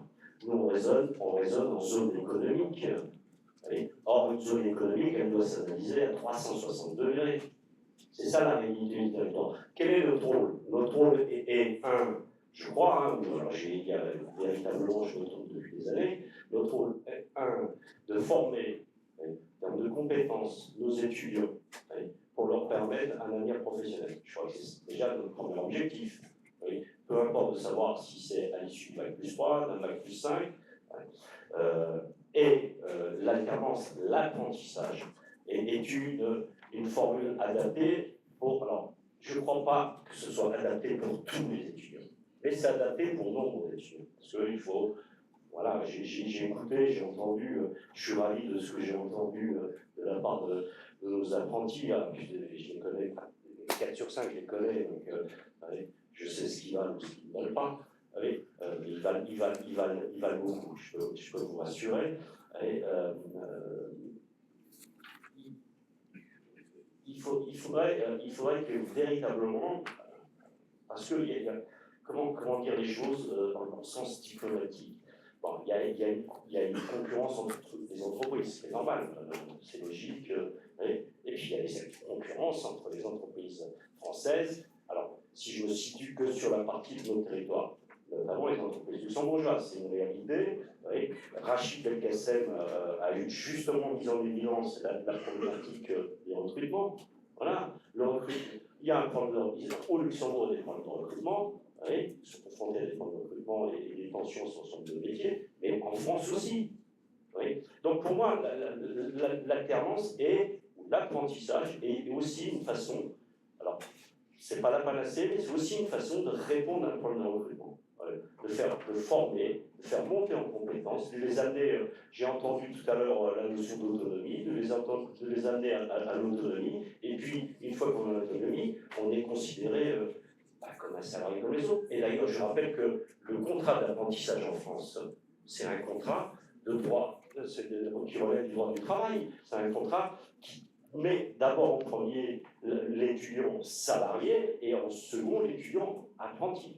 Oui, voilà. Donc, je pense qu'il faut réfléchir pour qu'il n'y ait pas des distorsions, globalement, potentielles entre les territoires. Il faut qu'il y ait un équilibre. Il faut que les territoires, de manière harmonieuse, puissent se développer. Oui. Mais moi, à l'arrivée, l'objectif premier, c'est de former quelqu'un qui s'insère professionnellement. Voilà. C'est pas de former quelqu'un qui ne puisse pas trouver une insertion professionnelle. Et donc l'alternance est une formule, franchement, moi je l'ai vu voilà, par expérience, il y a des étudiants que j'ai eus dans ce cadre-là qui, je suis convaincu, n'auraient pas réussi en formation initiale. Voilà. Parce que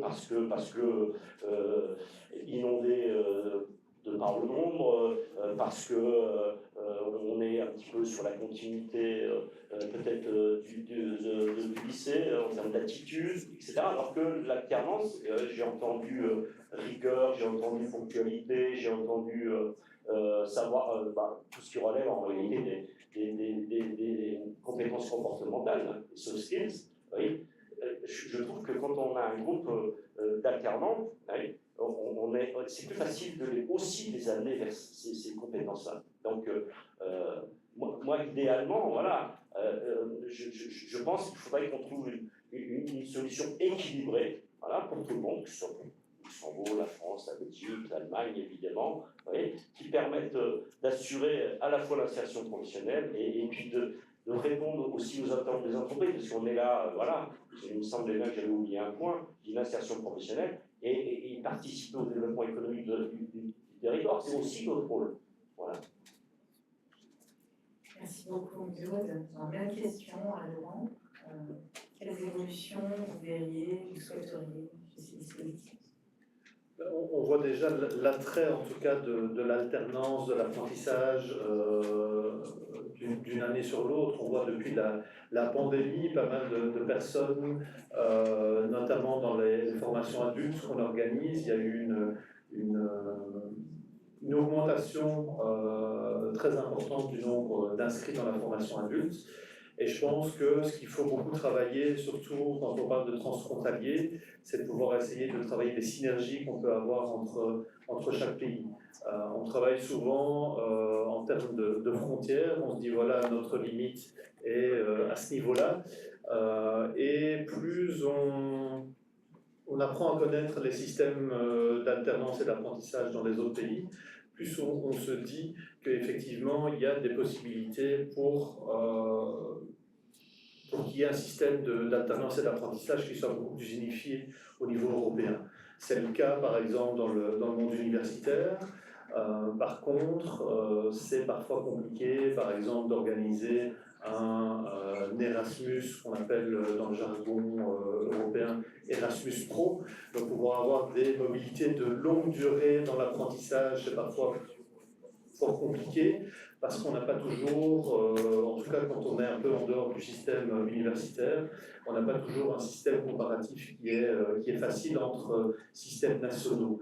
Et donc, voilà, dans les évolutions à souhaiter, en tout cas, c'est d'avoir beaucoup plus de synergie entre les pays européens, notamment, et faire en sorte que l'alternance, qui est vraiment un des meilleurs moyens d'avoir une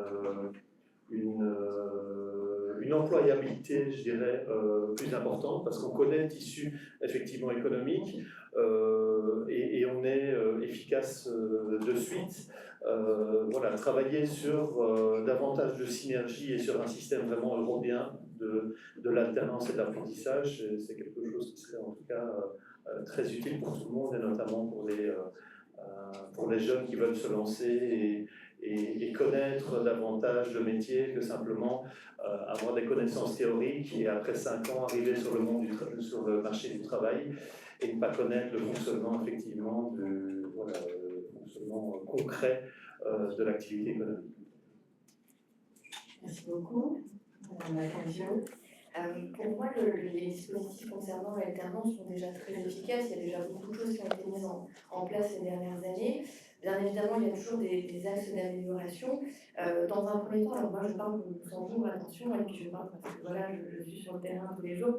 Je pense que les écoles peut-être devraient mettre en place un meilleur accompagnement dans la recherche d'une entreprise d'accueil. Nous, c'est quelque chose de très important pour notre centre de formation, mais je sais que ça ne l'est pas partout. Et beaucoup d'étudiants abandonnent l'idée de faire de l'alternance tout simplement parce que ces étudiants-là ne trouvent pas d'entreprise. Donc je pense que c'est vraiment important pour les écoles d'avoir un portefeuille d'entreprises partenaires avec lesquelles elles peuvent travailler chaque année et aider et réellement accompagner les étudiants dans la recherche d'une entreprise, notamment aussi en mettant en place par exemple des ateliers CV, des entretiens, faire des entretiens blancs avec les étudiants pour vraiment les préparer, parce que des fois on a des étudiants qui arrivent chez nous, ils n'ont jamais passé un entretien. Donc vraiment les accompagner dans la recherche d'une entreprise. Également, je pense qu'il serait intéressant, c'est peut-être, parce qu'en France, il me semble que c'est le cas, par exemple pour un contrat d'apprentissage, le maître d'apprentissage a suivi une formation. Au Luxembourg, ce n'est pas le cas. Je pense que ça serait vraiment intéressant pour le Luxembourg de mettre en place des formations obligatoires pour les tuteurs, parce que être tuteur, c'est pas donné à tout le monde, hein. Il faut avoir une certaine approche pédagogique, il faut avoir du temps, parce que c'est pas rare hein, qu'on ait des tuteurs, le nom d'un tuteur sur une convention, mais quand on fait le suivi en entreprise, l'étudiant, il sait à peine qui c'est. Donc vraiment une vraie formation pour chaque tuteur, un vrai accompagnement avec l'école, avec le tuteur et le stagiaire. Ce qui serait aussi pour moi intéressant, c'est d'encourager les mobilités à l'international. Avec des périodes de stage à l'étranger. Alors c'est compliqué de faire de l'alternance à l'étranger, bien évidemment, mais peut-être alors faire des 6 mois à l'étranger, ça permettrait aux jeunes de s'ouvrir à d'autres marchés du travail, développer des compétences linguistiques hein, qui sont négligeables aujourd'hui, on sait ce que c'est. Hein. Quand vous arrivez à Luxembourg, si vous ne parlez pas un minimum anglais et allemand, c'est compliqué de trouver quelque chose. Bien évidemment aussi de développer un réseau à l'international et la raison la plus évidente, c'est valoriser son CV à côté. Voilà. Merci beaucoup. Et enfin, pour moi, c'est un peu compliqué parce que presque tout ce dont vous venez de parler, on l'a en Allemagne dans notre système dual de formation initiale des métiers, même aux universités, on a beaucoup de stages. Je me connais un peu dans la formation initiale des enseignants et on a vu en Belgique qu'il n'y en a presque pas de stages par exemple, et chez nous ils doivent passer toutes leurs vacances avec des stages et ça aussi c'est une forme de formation comme les apprentis à l'école dans ce cas-là. Et même dans les centres de formation initiale, il y a toujours ces tuteurs. C'est vraiment une formation pas très facile même. Il faut être certifié, il faut faire des épreuves pour devenir tuteur. Et seulement les maîtres de l'apprentissage ont le droit de former les jeunes. Donc on a un système qui est peut-être un peu trop réglé, trop formalisé quand on le compare aux autres logiques, disons. Mais je crois qu'il y a beaucoup de points où les uns peuvent apprendre de l'autre, pas seulement vous de nous, pas du tout. Je crois que même en Allemagne, il y a bien de choses qu'on pourrait améliorer pour les jeunes, mais c'est vraiment la logique allemande, c'est pour la formation initiale, c'est toujours cet apprentissage en alternance dès le début. Même si on n'a pas la formation supérieure, disons, ce que vous avez avec le bac plus 3, plus 5, etc. Là aussi, il faut passer des stages de plusieurs mois. C'est un peu autre chose que l'alternance pour les métiers, mais de toute façon, on doit, quand on apprend, quand on est apprenti, on a des contrats et avec l'entreprise et pratiquement avec les institutions scolaires pour pouvoir faire ce parcours d'apprentissage. Et c'est pourquoi pour nous, c'est un peu... Mais ça montre combien de différences il y a entre les différentes nations et logiques. Et en Allemagne, en plus, c'est encore plus compliqué avec les Länder, où chacun peut encore faire des choses différemment. Mais de toute façon, je crois que l'idée d'un apprentissage européen, c'est vraiment, ça serait quelque chose de très très intéressant pour les jeunes, tout comme avec les bachelors et un master au niveau universitaire. Pourquoi pas le faire pour l'apprentissage des métiers. Merci beaucoup. Je remercie les intervenantes et intervenants. Si tu permets, je voudrais rajouter un petit mot. Alors, je suis désolé, mais un petit point. On a parlé d'apprentissage européen. Je tiens à préciser que le président Emmanuel Macron a, lui, parlé d'Erasmus de l'alternance. Et je pense qu'il y a une piste à creuser. Et puis, il y a un point majeur qu'on n'a pas dit, dont on va parler, plein de choses, mais Premier élément, oui, dans le système universitaire français aujourd'hui, pratiquement tous les étudiants, pratiquement, oui, se retrouvent à un moment donné dans le monde de l'entreprise. Soit par le terme, parce que voilà, on n'a pas tout à fait utilisé les mêmes termes, mais c'est là que, oui, soit par le biais de stage, oui, et je rappelle que tous nos étudiants, par exemple de bachelor, bac plus 3, durant leurs 3 années d'études, ouais, vont faire 24 semaines en entreprise, dans le cadre de stage. Et puis les alternants, les apprentis, eux, alternent effectivement, comme ils l'ont dit, pour ce qui est de l'OI, 1 semaine sur 2. Ça, c'est un point important donc, qui relève de la professionnalisation, ce qui montre que bien que le monde universitaire a fortement évolué, puisque pendant très longtemps, le monde universitaire était plutôt le monde voilà, de la connaissance, l'acquisition de connaissances. Aujourd'hui, je ne vais pas dire que tout le monde, mais dans le monde universitaire, on est passé de l'acquisition de connaissances à l'acquisition de compétences. Les deux sont liés, évidemment, donc ça prouve une vraie évolution. Je tiens aussi, parce que j'avais fait 2-3 petites données stats, pour ce qui est de l'Université de Lorraine, c'est 62 000 étudiants à l'heure actuelle, une petite stat. C'est-à-dire approximativement en 2014, 1400 apprentis. On a multiplié pratiquement par 4 en 2024. Donc ça montre bien l'intérêt pour l'apprentissage. On a 350 formations qui sont ouvertes en alternance aujourd'hui au sein de l'Université de Lorraine.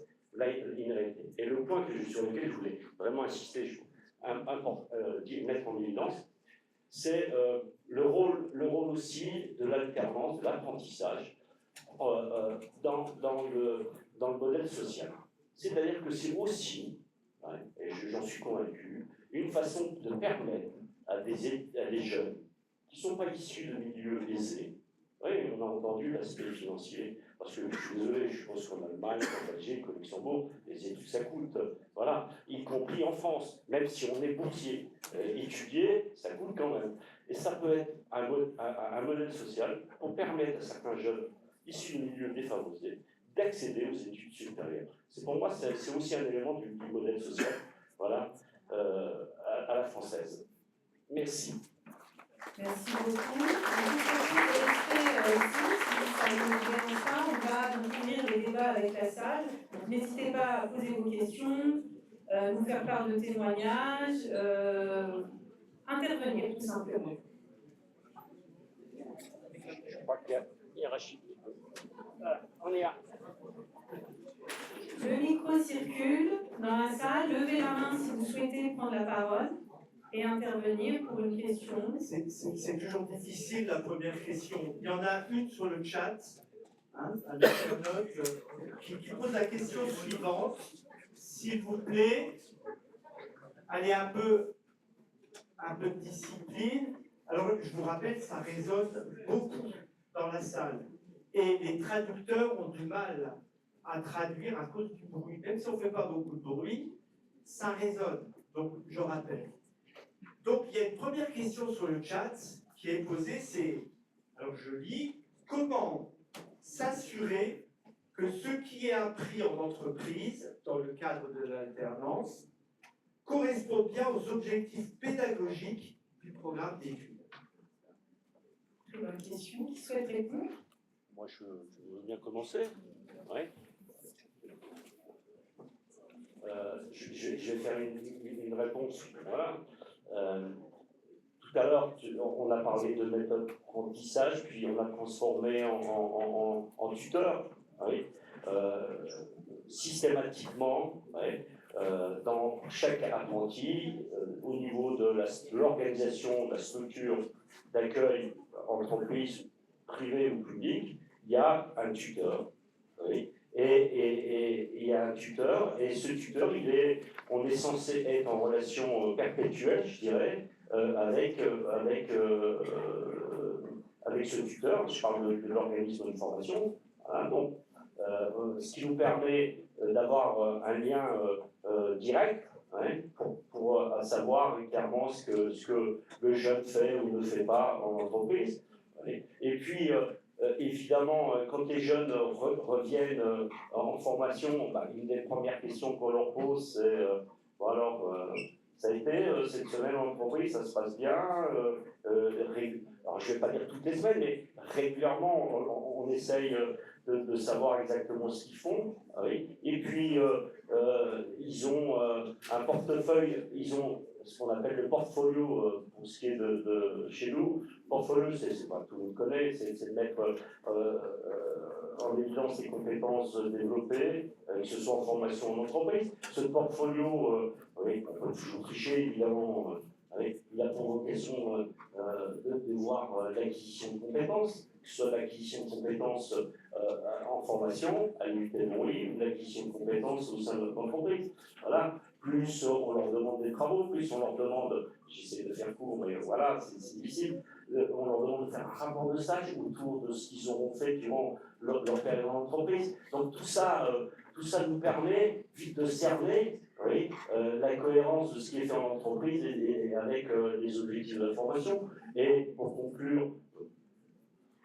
allez, je vais rarement,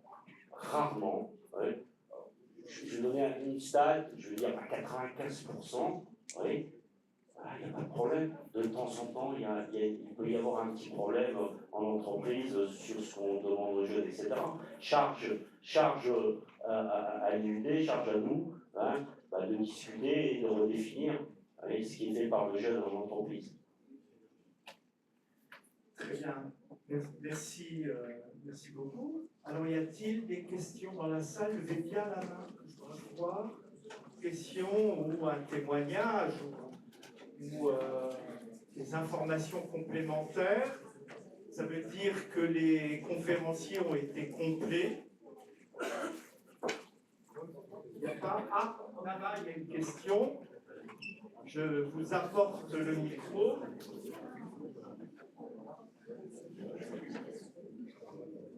Levez la main, s'il vous plaît.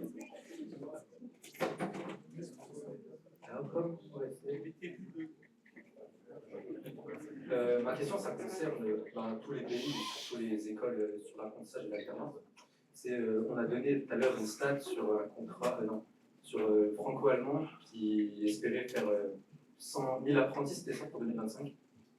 Est-ce que vous pensez que les écoles, quel que soit le pays, sont prêtes à accueillir de plus en plus d'apprentis dans leur sein et de permettre d'améliorer, d'être prêts à accueillir beaucoup d'alternants venant de l'étranger ou... Est-ce que vous pensez que les écoles sont prêtes à accueillir beaucoup de monde? Parce qu'on pense, et moi, du point de vue personnel et dans mon entourage, je connais beaucoup de personnes qui post-bac, qui vont se lancer dans l'alternance. Donc j'ai l'impression qu'il y a de plus en plus de gens qui se mettent dans ce milieu, donc c'est une question. Si je traduis, est-ce que l'alternance est attractive pour les entreprises? Mais aussi pour les écoles, je crois, pour les institutions. Et c'est justement une plateforme interministérielle de la jeunesse qui a été ouverte l'année dernière ici en France pour, c'est intitulé « Emploi en Europe ». Et là-bas sont recensées les offres d'emploi des services publics et de l'emploi européen pour accompagner notamment les candidats à ce nouveau positif. C'est-à-dire l'État français, au moins, semble avoir pris des mesures pour bien préparer, pour aussi avoir le personnel, les moyens de réaliser ça. On verra bien s'il y aura vraiment 1000 jeunes qui seront prêts à faire cette formation transfrontalière. Mais c'est vraiment, je crois, enfin j'ai cité du site de l'ambassade de France à Francfort, en Allemagne, c'est vraiment, apparemment, M. Macron est cité également, c'est vraiment une affaire qui est importante, apparemment. Et c'est ce que j'ai dit au début, malgré les chiffres très très basses d'apprentis transfrontaliers durant les dernières années, c'est vraiment quelque chose de très important pour les deux États, pour cette collaboration, pour le transfrontalier, Et avec la loi qui vient d'être promulguée, il y a aussi cette possibilité d'ouvrir tous les autres pays européens également, parce que c'est vraiment cette loi à créer des bases pour quelque chose comme ça. Donc je crois, enfin j'ai l'impression, évidemment si ça aura lieu, il va falloir voir, mais je crois que tout le monde est préparé et tout le monde espère de trouver des jeunes comme vous qui s'intéressent à un tel apprentissage transfrontalier comme ça. Moi, je veux bien aussi un petit peu répondre. Allez-y. Hein, je veux bien aussi répondre à la question. Ouais. Est-ce qu'on est prêt? Est-ce qu'on est prêt à développer? Pourtant, il est toujours arrivé. Est-ce qu'on est prêt à accueillir de plus en plus d'apprentis? La réponse est oui. La réponse est oui. Après, c'est pas si simple que ça. C'est-à-dire qu'il faut que ça matche. Il faut qu'il y ait des étudiants apprentis d'un côté et des entreprises de l'autre côté. Et l'équation n'est pas si simple que ça à résoudre. Mais le constat est le suivant. Moi, je vois de plus en plus de structures privées ou publiques demander des apprentis. Ça, c'est une réalité. Alors, il y a peut-être un effet d'aubaine lié au financement qui existe en France, c'est possible, évidemment. Ça, c'est une réalité. Je vois de plus en plus de jeunes demander l'alternance. On est en plein recrutement en ce moment dans le cadre de Parcoursup. Voilà. Rien pour hors formation initiale. Hors formation initiale, pour ce qui est de l'alternance première année, il y a approximativement 400 dossiers à l'heure actuelle. Voilà. Donc, si vous voulez, les 1000 apprentis, si vous arrivez à leur faire apprendre l'allemand assez rapidement en 10 leçons, moi, je vous en fournis déjà 400. Mais trouvez-moi 400 entreprises là-bas capables de l'accueillir. Donc, la réalité, elle est de cette nature-là, oui. Ça y est, ce qui est bien, c'est que le visage de l'alternance, de l'apprentissage a évolué en France. Pendant très longtemps, ce visage était... Voilà, il y avait un petit côté péjoratif, à tort d'ailleurs, mais parce que c'est aussi de la faute du système d'enseignement, c'était réservé plutôt pro, etc. Les choses évoluent, les écoles d'âge, vous vous rendez compte qu'il y a des masters, aujourd'hui des masters qui développent l'alternance, il y a des écoles d'ingénieurs qui développent l'alternance, donc on est de bac pro, de CAP, etc., jusqu'à bac plus 5, l'alternance s'est développée en France aujourd'hui. Donc ça y est, c'est ancré dans l'esprit des jeunes, c'est ancré aussi, je pense, dans l'esprit, parce que c'est lié aussi aux parents, je suppose. On se doute que les parents ont aussi une influence sur ce que mon fils ou ma fille va faire demain. Les mentalités ont évolué, donc oui, ça peut encore continuer à se développer, clairement. Après, je le redis, c'est pas la panacée, c'est pas la solution ultime pour tous les jeunes. S'il vous plaît, faites des réponses courtes. Allez, on prend les dernières questions et on fait une réponse globale. Merci, Miloud. Je n'avais pas de question, mais Aruna a décidé que j'avais sans doute une question. Mais j'en suis ravi parce que c'est un sujet qui me passionne, et notamment quand je vous vois, vous avez procuré de l'enthousiasme. Ça fait plaisir d'être à vos côtés aujourd'hui. Notamment, j'entendais cette phrase, ce témoignage du jeune Allemand tout à l'heure qui s'est exprimé et qui a dit que vous avez une grande chance de vivre dans un territoire transfrontalier où on peut aller d'un pays à l'autre. Mais allez-y à fond. En fait, le parcours, il doit être et transfrontalier, il doit être universitaire et dans l'entreprise. Quels sont les grands succès européens aujourd'hui? Les grands succès européens, ça a été Erasmus, insuffisamment Erasmus+. Voilà, et c'est un progrès. Alors certes, c'est jamais parfait. On n'y arrive pas à la vitesse qu'on voudrait y arriver. Mais en tout cas, vous verrez, ça va s'installer, ça va progresser, et vous ne vous posez même pas de questions, vous y allez. Et puis, quand vous avez fait vos études dans 3 ou 4 pays, je peux dire que sur un CV, c'est le témoignage de l'entreprise, aujourd'hui. Et c'est remarquable, c'est quelque chose c'est un plus, c'est pas seulement un plus. C'est obligatoire aujourd'hui de vivre ça, et en même temps de s'imprégner de l'entreprise, parce que l'université, c'est pas l'entreprise, on a besoin des deux sur un même pied, c'est ça qui compte. Mais j'ai entendu quelque chose dont je méfie. Vous avez dit, monsieur, qui est à côté de Biloud, vous avez dit un système unifié. Moi, je suis toujours prudent avec les systèmes unifiés. Moi, je ne veux pas quel système unifié. Le même que les Français? Est-ce que nous sommes parfaits? Non, je ne le crois pas. Le même que les Allemands? Je ne le crois pas. Je pense que c'est de nos différences qu'on tire la plus grande richesse. Donc ce qu'il faut, c'est un système unifié pour nous faciliter la vie, pour aller accéder au système de l'autre, au système éducatif de notre voisin.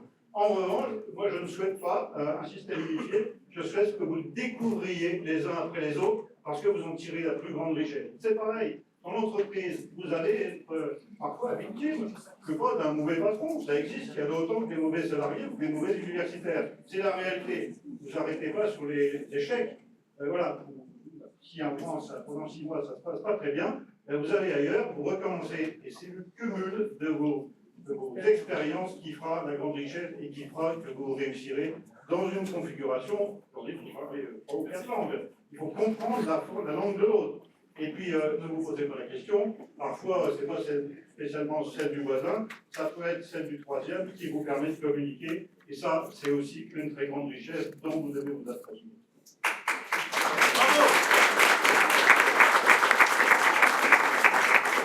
Alors, on prend encore 1 ou 2 questions.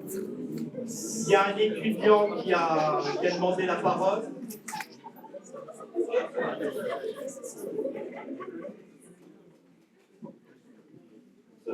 Bonjour, excusez-moi, je suis un peu... Voilà. Du coup, j'avais une question par rapport à l'alternance, du coup. C'est un peu le sujet.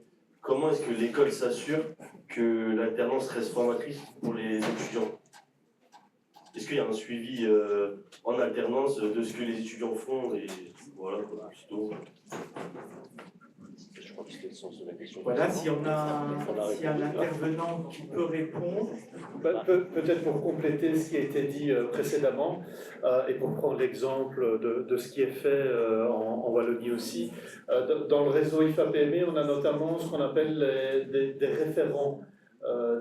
Donc, ce sont des personnes de référence qui sont vraiment le lien entre l'entreprise, le centre de formation et qui vont assurer justement cette cohérence et faire en sorte que les objectifs de la formation qui ont été définis à la base puissent être mis en application, discuter avec l'entreprise. Ce n'est pas simplement un petit rapport qui va être fait pour effectivement témoigner d'une expérience dans l'entreprise, mais c'est vraiment un contact permanent entre cette personne qui est centrale, avec l'apprenant, avec l'entreprise, via des visites d'entreprise, c'est vraiment un système qui doit être mis en place et qui donne à chacun, tant à l'apprenant qu'à l'entreprise et qu'au centre de formation ou à l'université, vraiment un rôle à jouer dans l'alternance pour qu'elle soit cohérente et qu'elle puisse amener le plus de bénéfices concrets, en tout cas pour l'apprenant.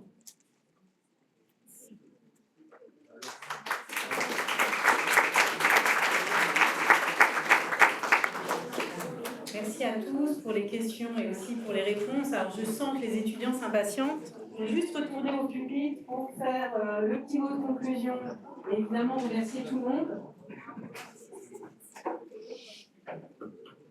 Alors, je pense quand même qu'il est important de prendre un tout petit instant, chères étudiantes, étudiants, publics, les personnes qui nous suivent en ligne, pour revenir sur ce que finalement cette conférence nous a permis aussi bien de vivre et de comprendre ce soir. Ça a été l'occasion d'échanger en profondeur autour de l'apprentissage et en particulier sur l'apprentissage en contexte transfrontalier. Nous avons pu cerner les avantages de cette voie de formation, tant pour les jeunes en quête de professionnalisation, mais aussi, et ça a été souligné lors de la seconde table ronde notamment, mais aussi lors de la première par une des alternantes, aussi pour les entreprises qui sont en recherche de compétences adaptées. Nous avons mis aussi en lumière les limites qui sont liées au cadre juridique, qui sont liées aux différences entre les États, mais ces limites peuvent se transformer aussi en points positifs, en différences facilitatrices, comme ça a été évoqué il y a un tout petit instant. Quoi qu'il en soit, ces constats posent les bases de nouvelles pistes de réflexion et de recherche. Et c'est ce qui nous intéresse, nous, évidemment, aussi ici aujourd'hui, pour faire évoluer ensemble les dispositifs existants. Et certaines pistes ont déjà été évoquées, Cette conférence, telle l'a mentionné Rachid tout à l'heure, fait suite à d'autres manifestations et nous espérons organiser prochainement, dans un futur relativement proche, une prochaine conférence sur la question d'insertion et d'emploi, toujours dans un contexte transfrontalier. Enfin, je souhaite adresser mes remerciements les plus sincères à tous ceux et toutes celles qui ont contribué à la réussite de cet événement. D'abord, merci à l'IUT de Longwy qui nous accueille aujourd'hui, à son directeur Aruna Soulayali pour son soutien constant. Merci à Virginie que je ne vois plus et à Célia Coquillard, Valérie Reuter, Marlène Badassi, toute l'équipe de l'IUT pour l'organisation, l'engagement et à l'Université de Lorraine pour l'appui institutionnel. Nous remercions chaleureusement l'Université de la Grande Région, Center for Border Studies et son directeur Christian White pour le soutien et les financements accordés, tout comme l'Université du Luxembourg qui a permis la traduction de cet événement en allemand et qui a ainsi aussi évidemment permis une accessibilité linguistique qui était nécessaire pour une telle conférence et à l'échelle transfrontalière. Merci donc aux traductrices qui sont en ligne, qui ont fait un travail formidable et qui permettent à de nombreuses personnes de nous suivre en ligne. Donc c'est pour ça qu'on insistait sur le silence dans la salle. Merci à Denise, que je ne vois plus non plus, Rodriguez, pour son précieux travail sur les visuels, sur la coordination logistique. Nous n'oublions pas la Mège qui nous suit aussi en ligne. Donc à Nancy, on a un certain nombre de jeunes qui aussi ont suivi la même conférence que vous aujourd'hui. En particulier Gérard Vautrin, Lynn Parambalto, qui sont toujours là pour nous soutenir et s'engager auprès de nous. Merci à tous nos intervenants, Milou Genzouz, Laurent de Cotter, Manon Latanzio et Christina Reisner pour avoir accepté de répondre à nos questions, d'avoir pris le temps de venir jusqu'ici et de découvrir Longwy, peut-être, pour un certain nombre d'entre eux. Merci aux apprentis qui ont accepté de témoigner avec sincérité, authenticité. C'est pas toujours facile et c'est vraiment aussi grâce à eux que cette rencontre et cette conférence a été riche, j'espère. Merci à toutes et tous, membres du public, nos chers étudiants de l'IUT de Longwy, les acteurs institutionnels ou non qui sont là, les professionnels, pour votre écoute, vos questions autour de ce dialogue. J'espère que ces échanges seront le point de départ pour de nouvelles synergies, comme mentionné par Laurent tout à l'heure, pour des initiatives aussi concrètes à la hauteur justement des enjeux de notre belle grande région. Merci à tous et à bientôt.